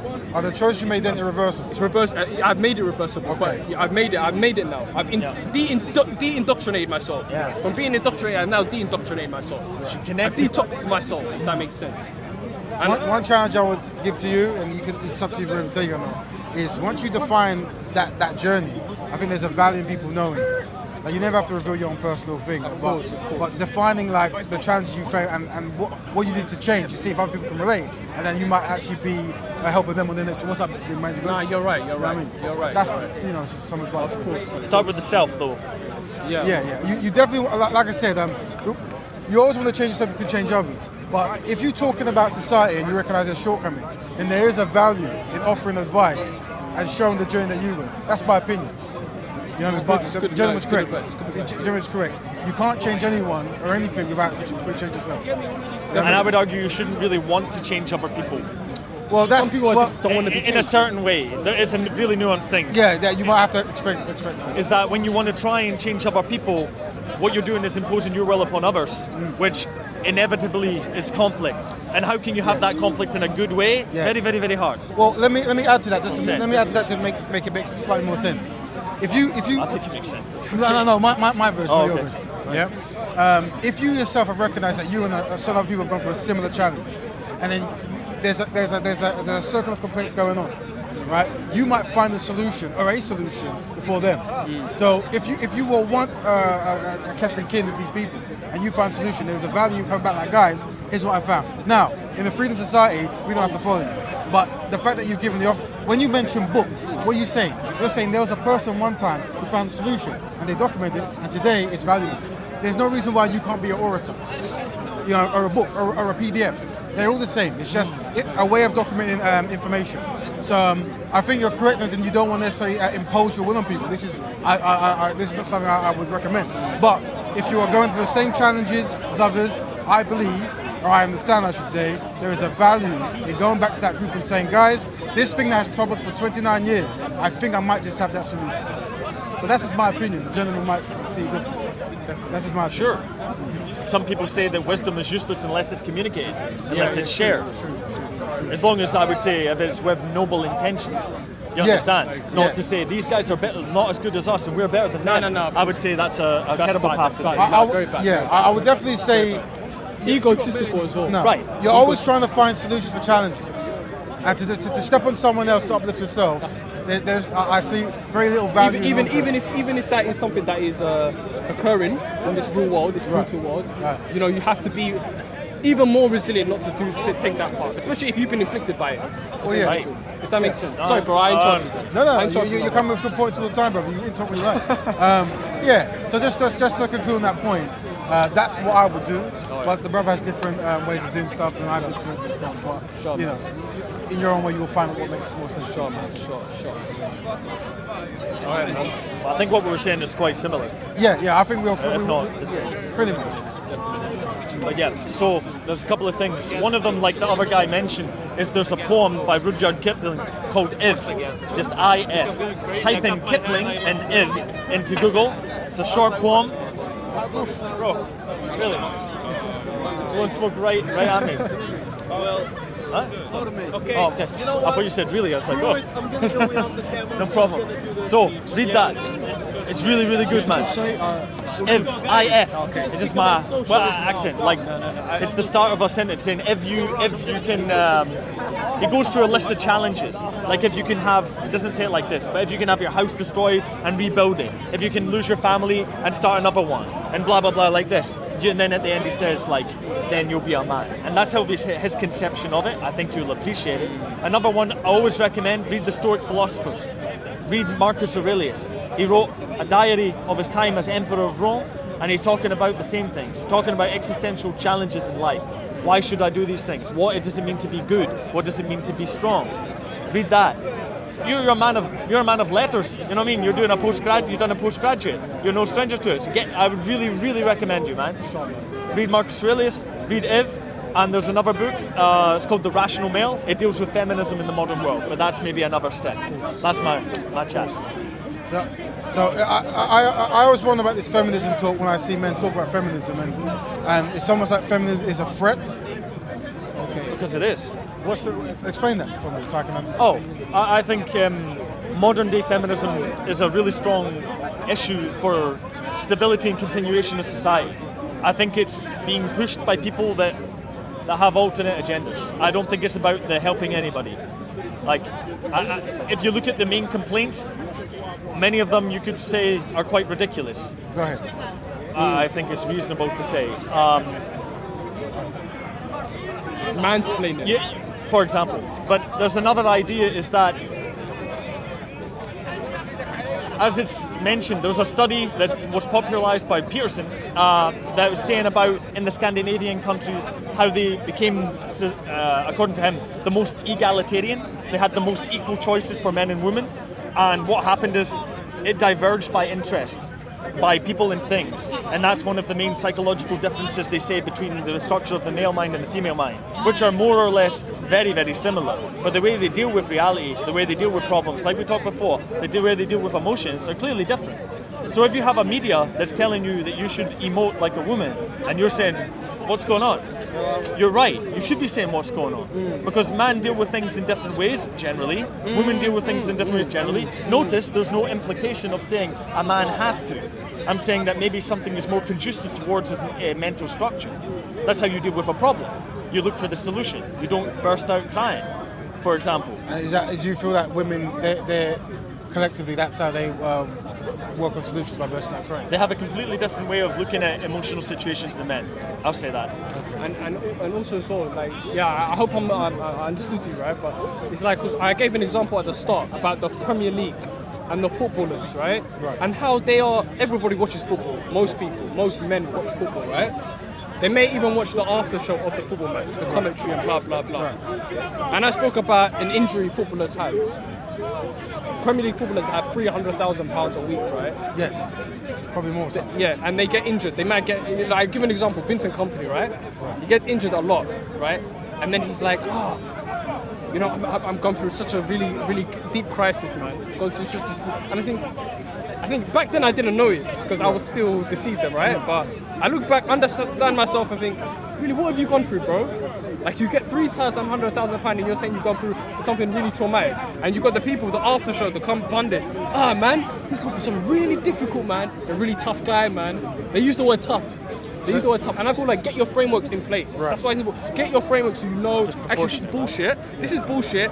What they're saying is bullshit. You understand? Would you say you that... can call that bullshit quickly, basically. Different working classes or social classes go through different challenges. And is there a way, so once a person is making £300,000 a week, what would be the equivalent challenge in their life that's similar to yours? Definitely true, they will have a challenge. There's no doubt about it. Because sometimes what we sometimes do is we put people above us, right? And sometimes part of that the ruling of that is, well, this person makes more money than me. Because of that, he can't complain about a broken leg. You know what I'm saying? I'm saying, for me, that might be you actually elevating someone above yourself. And the middle part might be the money. As because he's richer, then like if you had a broken leg, it would be a problem, right? Although because he's so rich, it's not a problem. That's the implication. Yeah, but I would say a broken leg is quite a bit of a problem. It's a problem, and it's a problem. Of course, it's a problem. Yeah. And I'm trying. Can I give another example? You can. I understand the challenge of a person in that financial pay gap, and seeing like what is manliness to them and what is challenge to them, because it's going to be different from you. Because obviously they probably make more money in 1 week than majority of people might make in a couple of years, right? And obviously money can bring opportunity, but not exclusively, right? So what would you say, what would that person have to do in his social surroundings to become manly, for you to actually respect the challenges he's going through? What is that challenge? Okay. I'll complain. I mean, about a broken leg. That's a good question, man, because I got my frameworks in place, right? I know my frameworks as an individual, right? For me, I'm blessed. I'm a blessed guy, you know. I'm blessed, you know. I'm blessed. I haven't gone through any serious problems in life, right? Like I haven't experienced grief or anything like that. You haven't experienced grief? No, I haven't. Might be a mindset though, right, at the moment. Sorry? Could be a mindset you're going through in the sense of how you're interpreting information. So had someone else around you gone through similar stuff, they might say otherwise. Like sometimes when we're in a hard condition, we can actually it's almost like women who get abused. They might actually convince themselves that they're not being abused. And it takes someone else to go, hold on a minute, if he's punching you every day, that might be abuse. You know what I'm saying? Oh, it's just, we have a bit of disagreements. Okay. So you might have gone through some shortcomings or some real hard stuff that you might not be recognising. You said that. No, I think I recognise it. I really do. But you don't want to myself. But what you're saying is by not identifying them as challenges, then. Yeah, then not okay. as my own challenges. I feel like. Because it's like, I know myself quite well, right? And I feel like if you look at things subjectively, I've gone through something really big. Or if I'm judging things in the UK context, I've gone through something big. But in comparison to your family back home. Yeah, and I have the frameworks in place as an individual. Like I haven't gone through grief, I haven't gone through this, you haven't gone through that. So to go back to the example of the footballer, right? Yes, he broke his leg. He broke his leg. I feel like, sure, it's hard, sure, it's tough, but eventually you have doctors that can deal with that. You have NHS, free NHS, by the way. Well, he wouldn't need it, but yes. To fix it, he is going to need a car. No, but he won't need free He's going to NHS. use his money to get private healthcare. Yeah. Right? True. Perhaps superior healthcare. healthcare. Exactly. Yes. Superior healthcare. He's going to have that sort of stuff. Yes. So, I think I give an example. Right? A few weeks ago, was it? You know that Tottenham player Son? Anyone know? Son. I don't know. Alright, maybe the people will know. The people know at home, right? So he was playing a football match with another guy on the opposing team. Yes. And I don't know if he clipped his leg. Right. Clipped his leg. He was crying. Huh? He was crying. He was like, Yeah. It was his name was. I know his name. His name was. He's an Asian guy. Everton Portuguese player. Oh. I don't know. He was a midfielder, right? Just clipped his leg like that. Yeah. Purely accidental. No intention to harm him. His knee snapped in half, right? That sounds No. I'm not trying to Okay. be. I'm not trying to be some callous individual. I'm not a callous guy, right? Okay. I'm not a Let's callous see what you're guy. going to say now. Go. I'm not a callous guy, right? And I can sympathise with what he's gone through, right? But what happened was, the reaction in the aftermath of it, I felt like it was too blown up, man. Like, Son, he was crying. He was crying. Like, he was crying as though he's been dead. Like, he cried. But his leg actually snapped, right? His knee popped out. Have you ever had any I've never been in that situation, no. So Have you ever cried through pain? Yeah, I've cried, definitely. So was that pain equal? Whatever happened to you, that was the pain. Was that equal from your understanding of broken bones and limbs? No. If I had my knee snapped, I would cry. I would cry. So- I would cry. No, but you're misunderstanding, bro. Okay, You're misunderstanding. yeah. Because I'm saying it's not the person that cried wasn't the guy who snapped his kney. It was someone. A guy watched it. A guy watched it. Oh, okay. And he was crying. Oh wow. Crying. No. And I'm not talking. And I'm not saying. I'm not saying.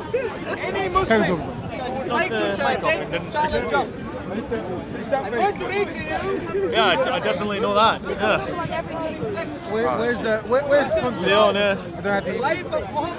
You know, I saw about this smoke there. It's Tom, right? No, William. William, I met you a couple of weeks ago. Yeah. I had a bigger beard at the time and got back to the country. It was a very interesting chat. Oh, are you the same guy? Is it running? You look a bit different. Sorry, how are you doing? You're right. Sorry, I wasn't trying to flirt with you. No, it's just I had a lot of people in the past blow smoke in my face and challenge me to fights. So it triggers me. I wanted to mention the example, bro. No, it's so Scotland. it's like he was crying. He was crying. Why do you think he was crying? That's the thing. It's a mystery. But my point is, he was crying, and my interpretation was, did this guy get shot? Yeah. Why is he crying like that? And then okay, that's the Which guy would have got shot? That wasn't worth your crying. So you mean it's a guy who was crying? No. I'm saying. I felt like it was. I felt like it was a bit blown out. It was a bit dramatic. Dramatic is the right word to use. It was a bit dramatic. The way he was crying, like I felt like. And then, okay, fine. Maybe someone will say to me, "You're a callous guy. What the hell, man? What's wrong with you, bro? You know what I mean?" But I felt like in the after show, what happened was, because they do these little commentary thing after, and they would comment on this. oh my god, I've heard that they're like, oh my god, did this really just happen? Did this really happen?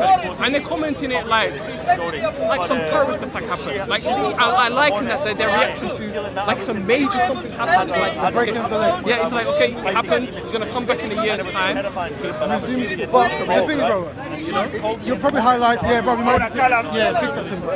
You're highlighting that maybe you're quite desensitized to certain kind of pain. Like in the sense, and Not knee. If I had knee injury, no. But I'm saying because like the breaking of a leg and being I would sympathise.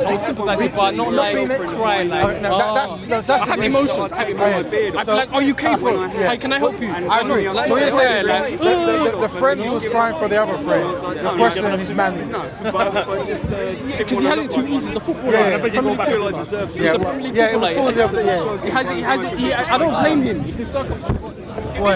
hard times. But then again, I stand corrected because I want to kind of finish it with this guy. But afterwards, actually I don't know his experience. I'm just judging for Premier League football. Yeah, so the area I'm focusing on is that a guy was injured and a friend of the guy cried for him. or join. Oh no, he was on an opposing team, not even on the opposing team. So he should have shown more discipline. As in, you're my opposition. I'm not going to cry for you. Maybe say, "Are you okay, bro? How was you? What happened?" So here's a follow-up question. Is there anything that men can do that's worthy of crying? Where when they cry, it's like that's okay. Like you don't lose any manly points. Nah, I mean, look, man. Maybe look. I'm not here to decide who should cry and who shouldn't. No, I'm saying is there a situation you can describe in a scenario where crying wouldn't lose manly points? No, of course. It's up to your individual struggles. You might have, again, this is you growing up, you might have a perceived struggle that you feel is really difficult to you. Who am I to say you can't cry? You're tapping on the side. So the narrative of the man crying after seeing his friend, opposition friend, cry, that's important because the story he tells might actually justify the tears. Now, from an onlooker, your opposition crying because a man got hurt. So we fill the information with our own knowledge of the world, right? Conjecture. But when you actually tell someone's actual narrative, go, you know what? I never saw it that way. Fair enough. Maybe if I was you, I'll cry as well. I don't know the story. You know what I'm saying? What I'm saying, I guess the moral of the story is ask questions.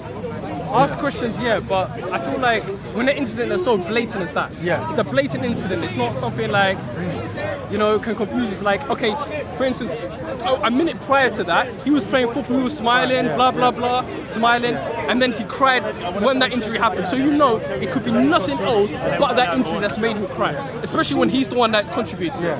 So it's clear it would be interesting to find out why he cried. I think he cried because of that, man. Like, I'm not a judgmental guy, but I feel like it's clear. But is there anything that is worthy of tears? Where you could do it and you still maintain manly points. You don't lose. No. I would say it depends on the.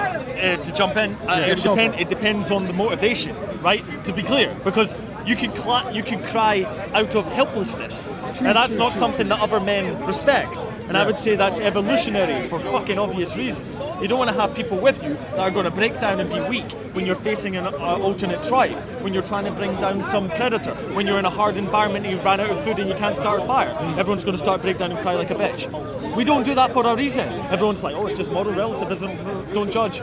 No, there's reasons for things. I mean, I come from the biological perspective. That's why I studied biology. Tell you, bro, I studied biology because I was in the exact same situation as you when I was 18. And I was like, I want to understand reality. I feel nature, and I look at the society. Society tells me, no, nature's wrong. So I went and studied biology and found it for myself. That's my perspective. So it depends on the motivation, because you can cry with joy. You can cry at your birth of your child. You can cry at your daughter's wedding. Like, I think it really much depends on that internal motivation. Just to be more clear for myself, maybe at home. It is the crying you just described there before the war cry. Crying when there's a battle when you're hunted. Is the one you said about a daughter's wedding and the birth of your child. Is that cries that are honourable and you still maintain manliness? No, not at all. So that wouldn't. Wait, the one in the I'm not, maybe I don't understand you. In the like, if you're crying from my perspective, I'll say it. If you're breaking down emotionally in a hard situation, people are going to lose respect. What is the one where you either maintain respect or you gain respect from tears? I'm not sure about gain, but in situations that, it's going to obviously be relative, but in situations like I described that are perhaps joyous, right? Or perhaps a time where someone close to you has died. The Stoics suggested, Seneca suggested at that time that it was acceptable for a man of that time to cry for 1 day and no more. It had one time to settle, one day to settle his affairs, and after that, it was unbecoming of a civilized person to be overcome with grief. You're a biologist. Is there a biological benefit of shedding tears? Absolutely, it's a release of emotion. But then there's the biological benefit of mastering your emotions. Maybe a psychological benefit. Yeah. You can be hyper reactive, hyper emotional. It doesn't help you at all. People say something offensive to you. You go home and write about it on your Twitter blog and take it to the United Nations that everybody's prejudiced against blah blah blah. That doesn't help you. Being resilient helps you. If you're going to endure hardship, you have to be resilient. If that answers. So I think just to confirm, what you're saying is like crying at your daughter's wedding is okay. This is my perspective. I'm not saying it's right or wrong. I'm just getting confirmation. I've been in situations where people have broken down in hard times crying, and I felt intense disgust at the men. And I've been in plenty of situations. Not sorrow. Why would I feel sorrow for somebody else's position if they could just man up? There's certain times where you feel deep empathy. Somebody's lost their brother and they're crying. I'm like, fuck, man, that's shit. But you want to try and encourage them to be strong. You don't say don't cry. We said that shit. Them crying at the loss of the brothers. Yeah. The loss of the brothers. Yeah, right, they're crying. Right, The situation is bad for them because of the loss. That's what I'm describing. Can you recall the last time you cried? What? Can you recall the last time you cried? Crying out of sorrow would be a very, very long time. When I was a child, crying out of, sounds cheesy bro, but out of the beauty of nature, out of music, out of art, out of literature. When I say cry, tear up. Internal tears or external tears? More internal. But there's been situations, for example, real sentimental. When I was on a plane one time, and there was a mother who was being really abusive to her son, little son. And when I got home, that made me really, really, really upset because I saw child abuse in action and I couldn't stop it. Why couldn't you stop it? On a plane, what am I going to do to change this boy's life with his psychotic mother next to him? Am I going to take him into my personal custody? Did you make any attempts to communicate at the point? You're going to judge me? No, I'm up to the question. No. Do you feel there could have been something you could have done in that short amount of time? Nothing that would have had any long-lasting consequences that would have had a positive effect on the child's life? No. Absolutely. If you're familiar with behavioural development of children and neuroses that result in abusive mothers, it's a very bad thing. And I feel very bad for that. If this is a question now, just open because you brought a good point. If you were a child, as we all have been, and you were being abused by your parents, and you were in public, and so this time, because a lot of abuse goes on behind closed doors, but some of it, as you demonstrate, goes on in public. How would you want the public to react to that abuse? I mean, look, should I start? I'll start, Well, right? yeah, of I feel course. like, for me, ideally, if you saw that, you'd want people to intervene. You'd want people to intervene, right? But in this world, you don't see that, man. It's like... Well, I have seen it many times. Oh, people intervene? No, I have been the intervener. So what I'm saying, the abuse of child. Now, the gentleman's correct, right? From my perspective, it would seem to me, if something like that happened, everyone would just be like, turn the pipe down to you. Most people do, yeah. And there's reason for that. And when we talk about, if you want to take my specific example, I'm talking about subtle. I'm not talking about beatings. I'm talking about saying to the boy, "Oh, don't cry. You're just a little baby," like that. That's very damaging. But that's not overt abuse. And of course, there was another 150 people in the plane. It was very evident what was going on. There was a bunch of security guards. There's the pilot. There's the people that work on the plane. Why is it reasonable to say it's, for example, my responsibility to take that child into protective custody when it's not in my means? That wasn't in your means. I think there's very little you could do in that when it comes to actually getting hold of the child and remove it from that situation. But the question is, it's a further question. As a child, is there a value at feeling that no one's with you and seeing someone trying to speak up? Is there a value? Yeah, probably, but if you're a young child, it's a long time of development and stuff, man. You got a lot bigger things going on. I know what you're trying to say. What am I trying to say, just so we can understand? I'm not trying to undermine your point. No. Because I'm trying to I'm trying to get to the next step. So I'm saying, but you Should we intervene on child abuse? Absolutely. Yes. I can't say anything else, of course. And then what we might move on to is how do we recognise child abuse? So what the gentleman just said here was some people will automatically assume punching and kicks and so forth, right? But also you're saying that verbal abuse and undermining at a young age is also just as damaging. I read a study that says it's more damaging. Okay, well there you go. So that's a tricky one because maybe your gut instinct is to jump in when you see the fists and the kicks, but not to jump in when you see the vicious tongues. And I'm saying, as a society, should we be that way? Should we intervene? Sorry, the question is, should you intervene if you see someone being verbally abused? Yes, as in what the gentleman just described on the plate. I don't know. It's true. I mean, I'm not going to deny because I can kind of relate to it as well. Like, I can relate to other people's experience that have been through verbal abuse, right? And it kind of affects them. But it's such a tricky one. Like, has verbal abuse affected you too? Nah, definitely. I wouldn't say so. No, would you say not? Maybe you get the word here and there, but it's not something. More so from a young kid's perspective rather than as an adult. I'm talking about like in your developing ages. Has the similar abuse that went on with that? Absolutely, it's unbelievably common. Right. Yeah, at least, well, from my perspective. Let's take it a wee bit further. Right? So, another point you could say, maybe not further, but another point is that you could say that if a person is being verbally abusive to their child in public and such, and you say, mate, what the fuck are you doing? Like, why are you treating your child like that? You don't know the consequences of that action. Yes. It's you could make a reasonable argument to say that would negatively impact the child even more, because that parent's going to hold even more resentment against the child for publicly humiliating them. True. So would you say that then you would need a vocal strategy in the sense of, if you go in aggressive, that might not be the best solution? Definitely not. But you could actually try to have an understanding and actually try to have a conversation with the individual. Assuming they're reasonable. Well, you can only assume after everyone has to assume, but it's only after you make the attempt you actually know the actual conclusion, right? So we don't know what the outcome is until we make that attempt. I disagree, because you don't know what that adult is dealing with. You don't know if they have mental illness, if they haven't taken their prescription, if one of their parents has died, if they've lost their job, and you're coming in all righteous. If somebody did that to me, I'd go off on them. What you're probably highlighting is why so many people don't intervene, is because there's this like reaction lottery going on in your head, like what might they do? This happens a lot when you're in certain environments and you might see someone abusing someone else. It's like, well, if I intervene, I might get shot. And I don't know the circumstances of the past, and I don't want to get shot, so they go for worst case scenario. So I suspect that what you might be doing is... so it's maybe wrong to characterise me. Well, not you, but in the situation, as in the way you described it. Is what that situation might be, worst case scenario, might end worse for myself and for the child, and that's undesirable. Well, possibly you might also break a pattern of behaviour. If you intervene, you might actually for the positive. And what we're highlighting is the people, how we think. So someone like yourself, I'm not saying this is your view, but someone like that view just described, is someone like I could actually add a positive energy here, while someone else might react. So there's the next question. Why do we think that way? Why is it some people think that when I interact, it could be a positive thing, while some people think when I interact, it could be a negative thing? Maybe it's because both of them are reasonable.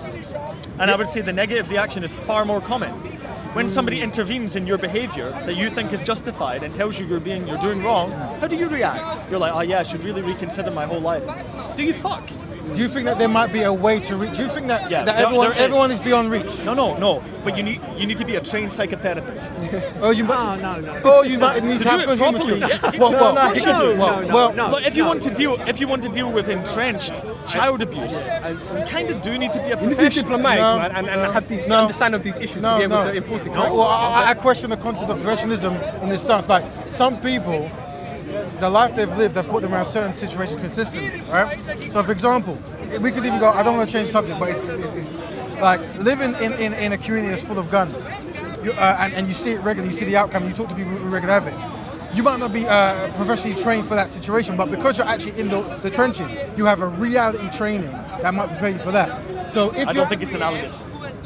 You think it's similar, right? I don't think it's analogous. No. Okay, cool. Like dealing if there's problems with gun crime, like in the environment, and you try to deal with people reasonably about that. I think it's qualitatively different from having a parent and child.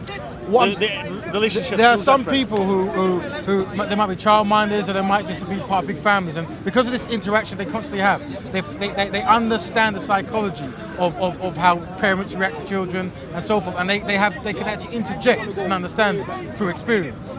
They might not be necessarily professionally trained. Maybe, man. But I guess the overall question we're saying is, should we intervene when we see child abuse?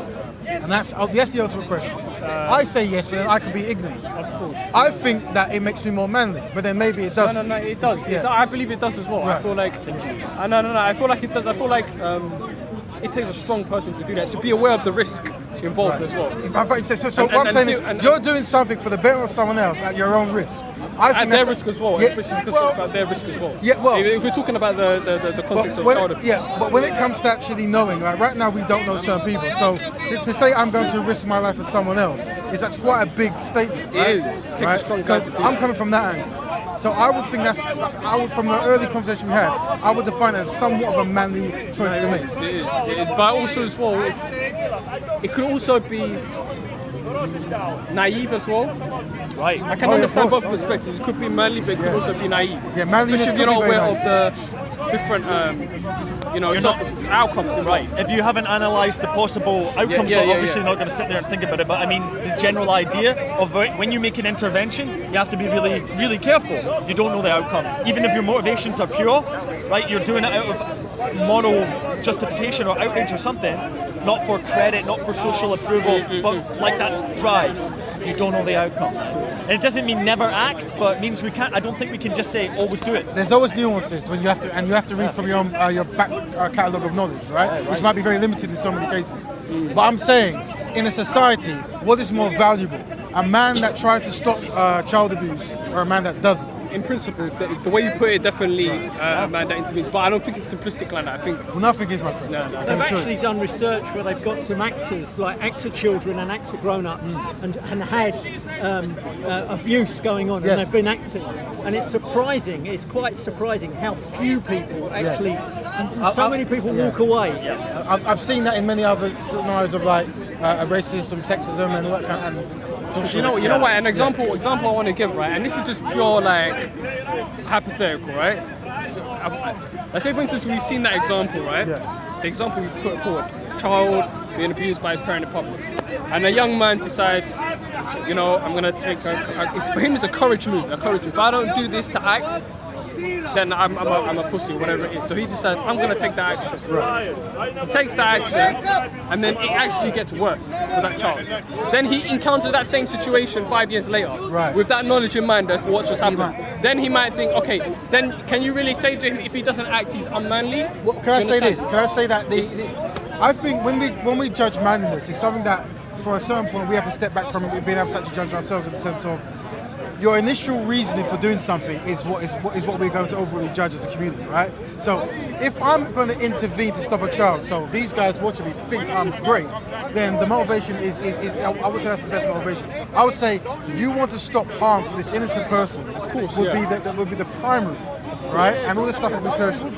So that's how I see it. Yeah, of course. It's like you understand this is wrong. Yeah. You want to stand up against wrongness. Not I want to get credit from society. No, of course. I agree. He's a hero. I agree. Kind of stuff, right? I agree. That's how I see it. No, of course. That's what I'm saying. Imagine they see it like that in a pure-eyed way. They see it in a pure-eyed way, and the outcome is actually worse for the child. They feel hurt because they're pure-eyed and feel like, okay, they encounter that same situation again, exactly repeat, just by divine circumstance, they repeat it, and then they decide, actually, you know what?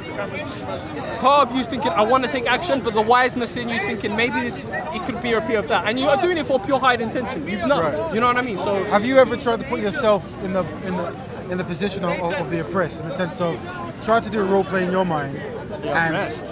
Difficult though. Yeah. So from this standpoint, the oppressed would be children being abused by parents in this context, right? Okay, I wouldn't say oppressed though. So that abuse is the oppressor. Just because it has different connotations that often come up in conversation. Can we just call it abuse? Why does it need to be oppression? Like they're suppressing Because themselves. it sort of infers systemic. Yeah, right. Well, I think we're talking about the collective awareness of child abuse. Because it hasn't happened once, it's a collective concept. It happens amongst... Yeah. Good point. Right? Good point. And the child, I think it's safe to say that we feel that there's not much the child can do because the child's going to be protected by the parents. When you abuse that, you are causing oppression. And the only Causing time... harm. Well, the only time the child can actually rebel against that reality is when they're of adult size. Yeah. And by then it might be too late psychological. Yeah, I think it could so be. I identify that as it oppression. could be both. It depends This is why we have social services, allegedly. You know, this is one of the primary purposes. Yes, but once again, if people are not speaking up and no one knows, then... No, I'm not. I'm not arguing against that. Yeah. But it's just a nuance thing. Yes. But one thing to say, like the statement you made for us there before was saying like the ideal is that when you see harm, it's more manly or it's better to take action against it. Yes. That type of statement, I think you would be extremely hard pressed to find somebody who would say in good faith, no. I think you could ask that question, should you interfere with child abuse? Everyone says, oh, of course. How many are going to do it? Not many. And how many people of those actually have abused children? Or, well, probably a few. So the question is hard to get an honest answer, you know what I mean? And what you're doing is you're highlighting problems in society where deceptions are valuable, you know, where what I mentioned before, the perceiving goodness or perceiving the righteous deeds is more better than the righteous deeds. You know what I'm saying? I know. And this, I think this might, when you say why we are where we are, this could be one of the many percentages that add to that. Maybe, yeah, definitely. No, I There's agree. a lot of psychological problems with humanity. This, like obeying authority, cognitive dissonance, bystander effect, which is one thing we're talking about. You know, when you see someone with broken leg, everybody walks past, but when there's only a few people, they're more likely to help. It's a phenomenon. No. The Stanford experiment, the Milgram experiment, all these things that show the real problems with the human mind. In my estimation, they're problems because of our socialization. Like you see the trends in society are usually because of something psychological, and whether or not we can alter that to make a better outcome is probably the key question. You know what I'm saying? Well, that's why I started these conversations about how do we change ourselves. It came from the first time, and we're highlighting social challenges that we witness and how we change individually might change society, right? So maybe if we culturalize stepping in, Definitely. that might have some kind of effect. But we have to have that conversation, and we have to question ourselves of why we don't. And that's what I'm trying to do here today. I mean, it's a very good question. I feel like, man, that's the thing. Is it all goes back to what I was saying earlier? Is it because of people who haven't experienced problems from the bottom ground? They haven't been at the bottom, and they've been at the middle or the upper end and been to something. They haven't faced realities. They only face the reality that they see on TV. So why would it be up to them to define the culture of how we should interact with each other? For them, it's like, you know, they don't really connect with these issues, right? And to be clear, I'm saying the privileged people, right? The middle class people. You know, you've got a dummy in your mouth. To be very general, man. To be very general, you've got a dummy in your mouth. Right. You haven't really engaged in the culture. You don't really know. Right. You haven't gone through child abuse. You haven't, faced any. Well, you could be rich and go through child abuse. Sorry? No, that's what I'm saying. I'm being general. That's what I'm saying. Very general. I'm being very generalized. I'm not being I'm not taking into account. I'm only judging what I see on TV, right? This general idea of the middle class. You say you're only judging what you see on TV? Yeah. That might be a problem. Maybe. Yeah, I know. I admit that's what I'm saying. It's a general thing. General thing, right? Because I know there's general based on your bias. Yeah. Let me what else does he have? What else do any of us have? It may be better just not to generalise it that way, really. Yeah, but you need something to you need to characterise something. You need to characterise to make sense of it. Might extend your speech with a question, and it's like if this group you're talking about, the people who have, what do they have to do to be relatable? What do they have to be relatable? Again, in your context. No. Again, like for example, are they doomed from being rich? Is being rich and being better than you economically? Is that doing them as a separation from you and them? For me, it's just like, okay, to be general, right? Middle class person hasn't faced any problems in his life, but yeah, he wants to talk about child abuse. They're going to be reality to say they haven't caused any problems. No, it's all relative anyway. I know. That's why we've been through this. We've had this discussion For a few hours, I think. I don't want to go into it again. But you mean like for like comparative challenges that someone in the quote unquote lower class is going through? Yeah. So look, a middle class person, right? He has gone through. He hasn't gone through problems related to child abuse, but yet he wants to speak about it. How is he then going to be motivated to change the culture? Because that's what we're talking about, right? Yeah, so we're saying we need someone who hasn't gone through the challenges, they might not be necessarily motivated to change the dedicated to change the culture. So if we want to change the culture of interaction on a specific issue like child abuse, domestic violence, violence itself, big. You know what? You have constituencies. Why have politicians, rich politicians representing constituencies, have people who have been through the problems to be able to speak about this problem, to change the culture? They're the people. I like that. That's valuable. Really, I really do think that's a have a valuable constituency. They have changed the culture. No, in my lifetime, rich politicians. Kids could be beaten at school. We could be, but you have probably had a chance of being caned at school, yeah? And me. All of that's gone. The thing is that the actual way that you can actually treat children has completely changed over in my lifetime. So actually, but it's not perfect. It still needs work. But it's never going. In my view, it's never going to be perfect. It won't be. No. Never. No, of course it's never going to be perfect. But it's getting better. No, it's getting better. And don't you feel like if there is a problem that you do have the potential to correct, right? It's not something that is. Oh yeah, but you should try to correct it, right? Yeah. That's what we're saying. We're saying that if this issue, if we're talking about it's changing, dynamic. It's always changing. Yeah, exactly. And we're talking about modern day issues, and we've given an example of a modern day problem: a child a mom beating up a child in public, right? We're talking about how to change the culture, change the people at the top who's going to speak about these issues, who's going to prevent. So more inclusive of people who are of that same kind of ilk. Yeah, exactly. I know you probably covered this, but of course, domestic violence, child abuse, emotional abuse is across all financial classes, wherever. So it's a difficult one to choose. There are things where particular groups are more attacked. That's why I said I'm being general. I'm being general. Yeah, I'm being general with the middle class thing. Yeah, they could have domestic. It's not even good. It's a universal problem. Yeah, it is a problem. No. I'm in agreement with you.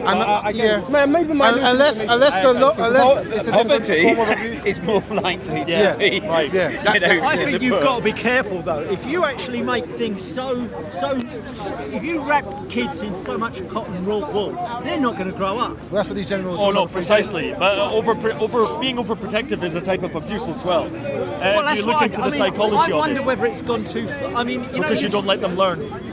Well, it contributes to abuse. I won't say it's abuse. It contributes to abuse. Well, there's various scales. Yeah. For example, somebody who keeps their child doesn't let them go out by themselves, keeps them in the house, lot of parents guilt trips them into looking after them when they're older. That's when you're verging on actual direct abuse in that context. A lot of Well, parents. that's a real thing. But then if the child has been overprotected and goes into an adult, right? As a child you can't really do much, but as an adult, then is it not up to you to be the man and just be like, okay, I'm not going to be a nice guy. But your formative years are really important. Like when you're right, and when your psychology is forming, if the guilt, like the same thing happens with religion. People find it really difficult to consider religious ideas in the future when they're an adult if they've been inculcated with them when they're a young child. Okay. You understand? Like if you teach a child, they believe it absolutely. A Christian will probably and then it's harder. It's harder to think about other ideas. It's that idea. You form a pillar in your mind. Yeah. There is the implication is what you're saying is that there's some ideal way to grow up without poverty, neglect, or abuse, or like there's some sort of idea. Never happened. But also, in my experience in asking anyone, is that no one would really change who they are, and they are the constituents of their experience. Including the hard knocks. Yeah. This is what they're talking about. Now, let me ask a personal question that you don't have to answer. You've all been grown up, I hope you've had parents of some kind of upbringing. What would you want your parenting to do to prepare you better for society today? What did they not do that you would prefer them to do more of in the context of this conversation we've been having? Or would you be general and say what you think would be ideal? I don't know, because there's been already a few personal questions. I don't think it's entirely necessary. You know what I mean? Like, what would we personally want to give our own children? Maybe that. Independence. Yeah. Well, independence. So I see a value in personal testimonies. Sure. And Do you that's want to why. start? Yeah, I can. I wish that I was asked to do more chores. I wish that there was a system put in place where I could earn for the things I'd done. Show me the value of that. I really wish that was there. That makes sense. Say the first point again. I missed that. So I think I'm wishing that there was like a system put in place where I was asked to do more chores, and, and the things I was given was based upon the chores I did. So I saw the value that the more I work, the harder I am, the more I achieve. And I would like that system work ethic. I would like it to be amongst my whole family. That's personal. I see. No, what would be the the outcome is motivation, and what would be, for what reason would you want that? It would prepare me for an idealistic future in the sense of, it might not be true, but it's a motivational stance that the harder you work, the more you get. And you ain't going to get nothing if you don't work for it. Yeah, definitely. Right? Which is not a reality in some people's cases. However, in the It's a societal meme, isn't it? It's a societal message, isn't it? And that's where the opposite of tune in, drop out was the opposite of that anyway, wasn't it? I mean, I agree on a behavioural kind of happiness way. I think doing stuff and motivation and having a full life in that way and seeing those connections is helpful. But like everything, like it's one slice, there's always contradictory other elements. But anyway, no, I agree on a real day-to-day. Yeah, so what I'm trying to do is, because people can only draw from information, I feel that personal information is something that we have more regular, right? And it's like, that's why I asked the question, like, if you recognize that you're at a certain place and there was something that you could have gone through that would have made you more prepared for today's reality, what is that something? And would we then do that reality to our children? Can we? Are we even able to? Well, Right. there you go. I was having this conversation with someone the other day about how to raise children, how to do. I've never really thought about it like properly. What would you do? What would you want to implement? How would you constrain your own bad behaviour, like your own short temper, your own aggressiveness? You know what I mean? Yeah, people go into it idealistically, and then they have their child, and then it's like, oh. Precisely, because I was talking, and this friend of mine was born in Canada, and I don't know the precise things of it, but they have compulsory child education. Like they teach the adults things about child development, how to treat them, more or less. And I think that will help. Of course, I'm not sure to what degree, but you know what I mean. I think that's valuable to give people a non-idealistic representation of children growing up. Because it ain't just what's in your mind. Like, there are going to be problems. How do you do that? Do you think it helps, right, if the parent has been raised in this culture and the child has also been raised in the same culture? It helps the parent to prepare the child better for life. I think it does. Yes. I believe that. I believe, for example, me, I'm raised in this culture, right? Born in this culture. So if I have children, I can share them my knowledge without any obstacles like language barrier, Well, that comes down to the partner you pick as well. That will come down to the partner you pick. So when you talk about culture, I agree. You're probably going to pick someone who correlates more with your culture. One of the challenges you might face is you have these certain things you want to give to the child. They have different ones, and then there's a clash, isn't it? Yeah. I see. I don't know, but if that's what's going to happen, probably, when you pick a partner, or a spouse, or a lover, or a wife and stuff, or whatever, obviously they might have their own ideas on what might be a better parenting. Okay, that's what I'm saying. Okay. So from your experience. I think in reality, you've got two different people. They're going to have different ideas. Yeah, but then there's ideas that people correlate on, right? Everyone is a unique individual, but there's ideas that people correlate on, and then it's those ideas that you interweave that you form, the basis of raising your child. But if you're fundamentally opposite, like one wants to raise a child this way, one wants to raise a child that way. Okay, cool. Then you're gonna have conflict. Of course, yeah. So same culture is important. Having the same. Well, I think if you want stability in raising your child, that could be a benefit. Cool.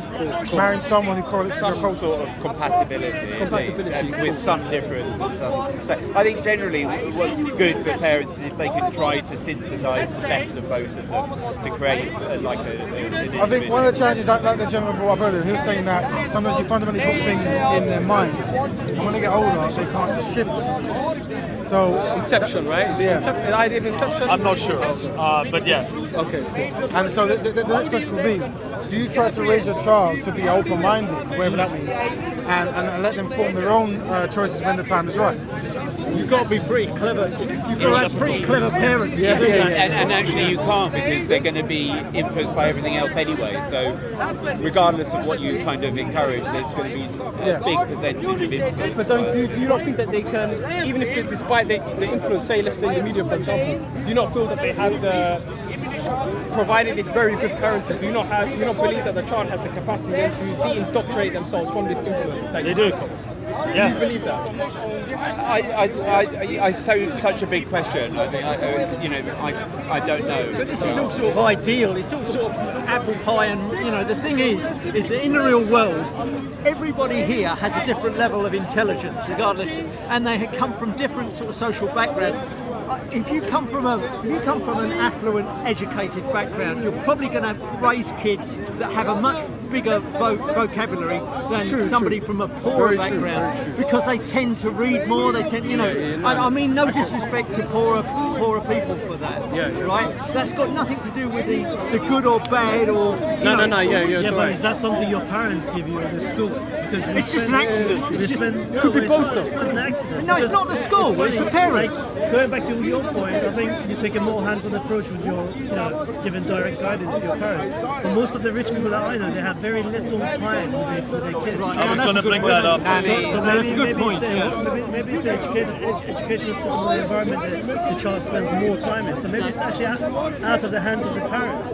It's more about the institution. It's the choice of the parents to do that, to have a nanny, put somebody in boarding school and all that kind of thing as well. It's like an abdication of responsibility.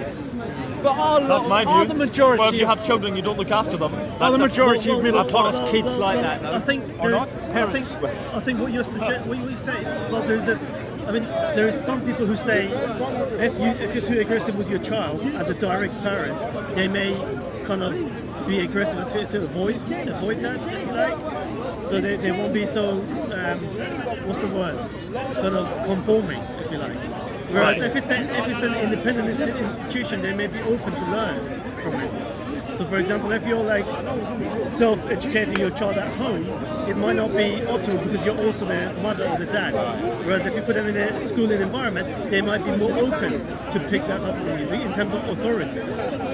So maybe it's not the right or the optimal way for a parent directly to teach their kids. I mean, even if you look at the Romans or the Stoics, they all had an external expert tutor. So maybe there is maybe we're thinking of this wrong, because maybe it's conflicted for a parent to directly teach the child to be a certain. Well, I would say to be more balanced. Like, to be balanced is both. Yeah, you're going to educate your child, and you hopefully have the ability and resources to outsource that. I agree, but I think in certain environments, such as the poorer environments, the institutions where the child spends more of its time, such as the school, it could be more prevalent and helpful, rather than the home environment where there's probably conflict, lack of education, lack of attention, where things could be misplaced. I don't know if that makes sense. Well, school is whereas in the more wealthy, educated families, they do spend more time with the family, promoting them to self-think more, and maybe open up their heads to motivate them to read more. Because you suggest that it's just a function of money, but it's also partly a function of resembling your dad, your father, your mom. If they are highly educated, whatever they are,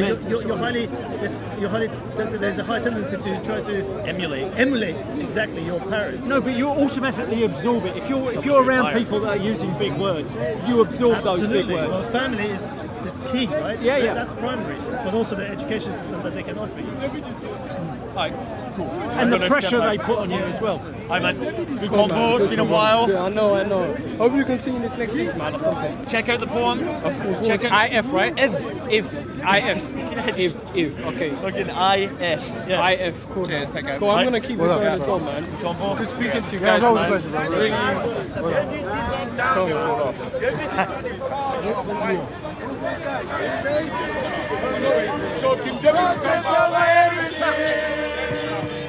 From your man, say it straight. Man, don't listen to BBC. man don't listen to ITV. As long as you can pick you up, if you stand here, pick you up still. What, brother? Let the camera know who you are. Wait, how are we dropping now? We're going to play right now. Yeah, it's always on, bro. How do you drop it though? So it's like this, yeah. We're going to talk about health, right? Yeah. His brother's approached me, says he wanted to have a discussion about health. So we're going to start. What is health? How can we achieve it? What's your angle on health? And we just go from there, really. All right. So I deal with the science of biology and chemistry, and I kind of deal with like the elements, the minerals, the nutrients, the protein.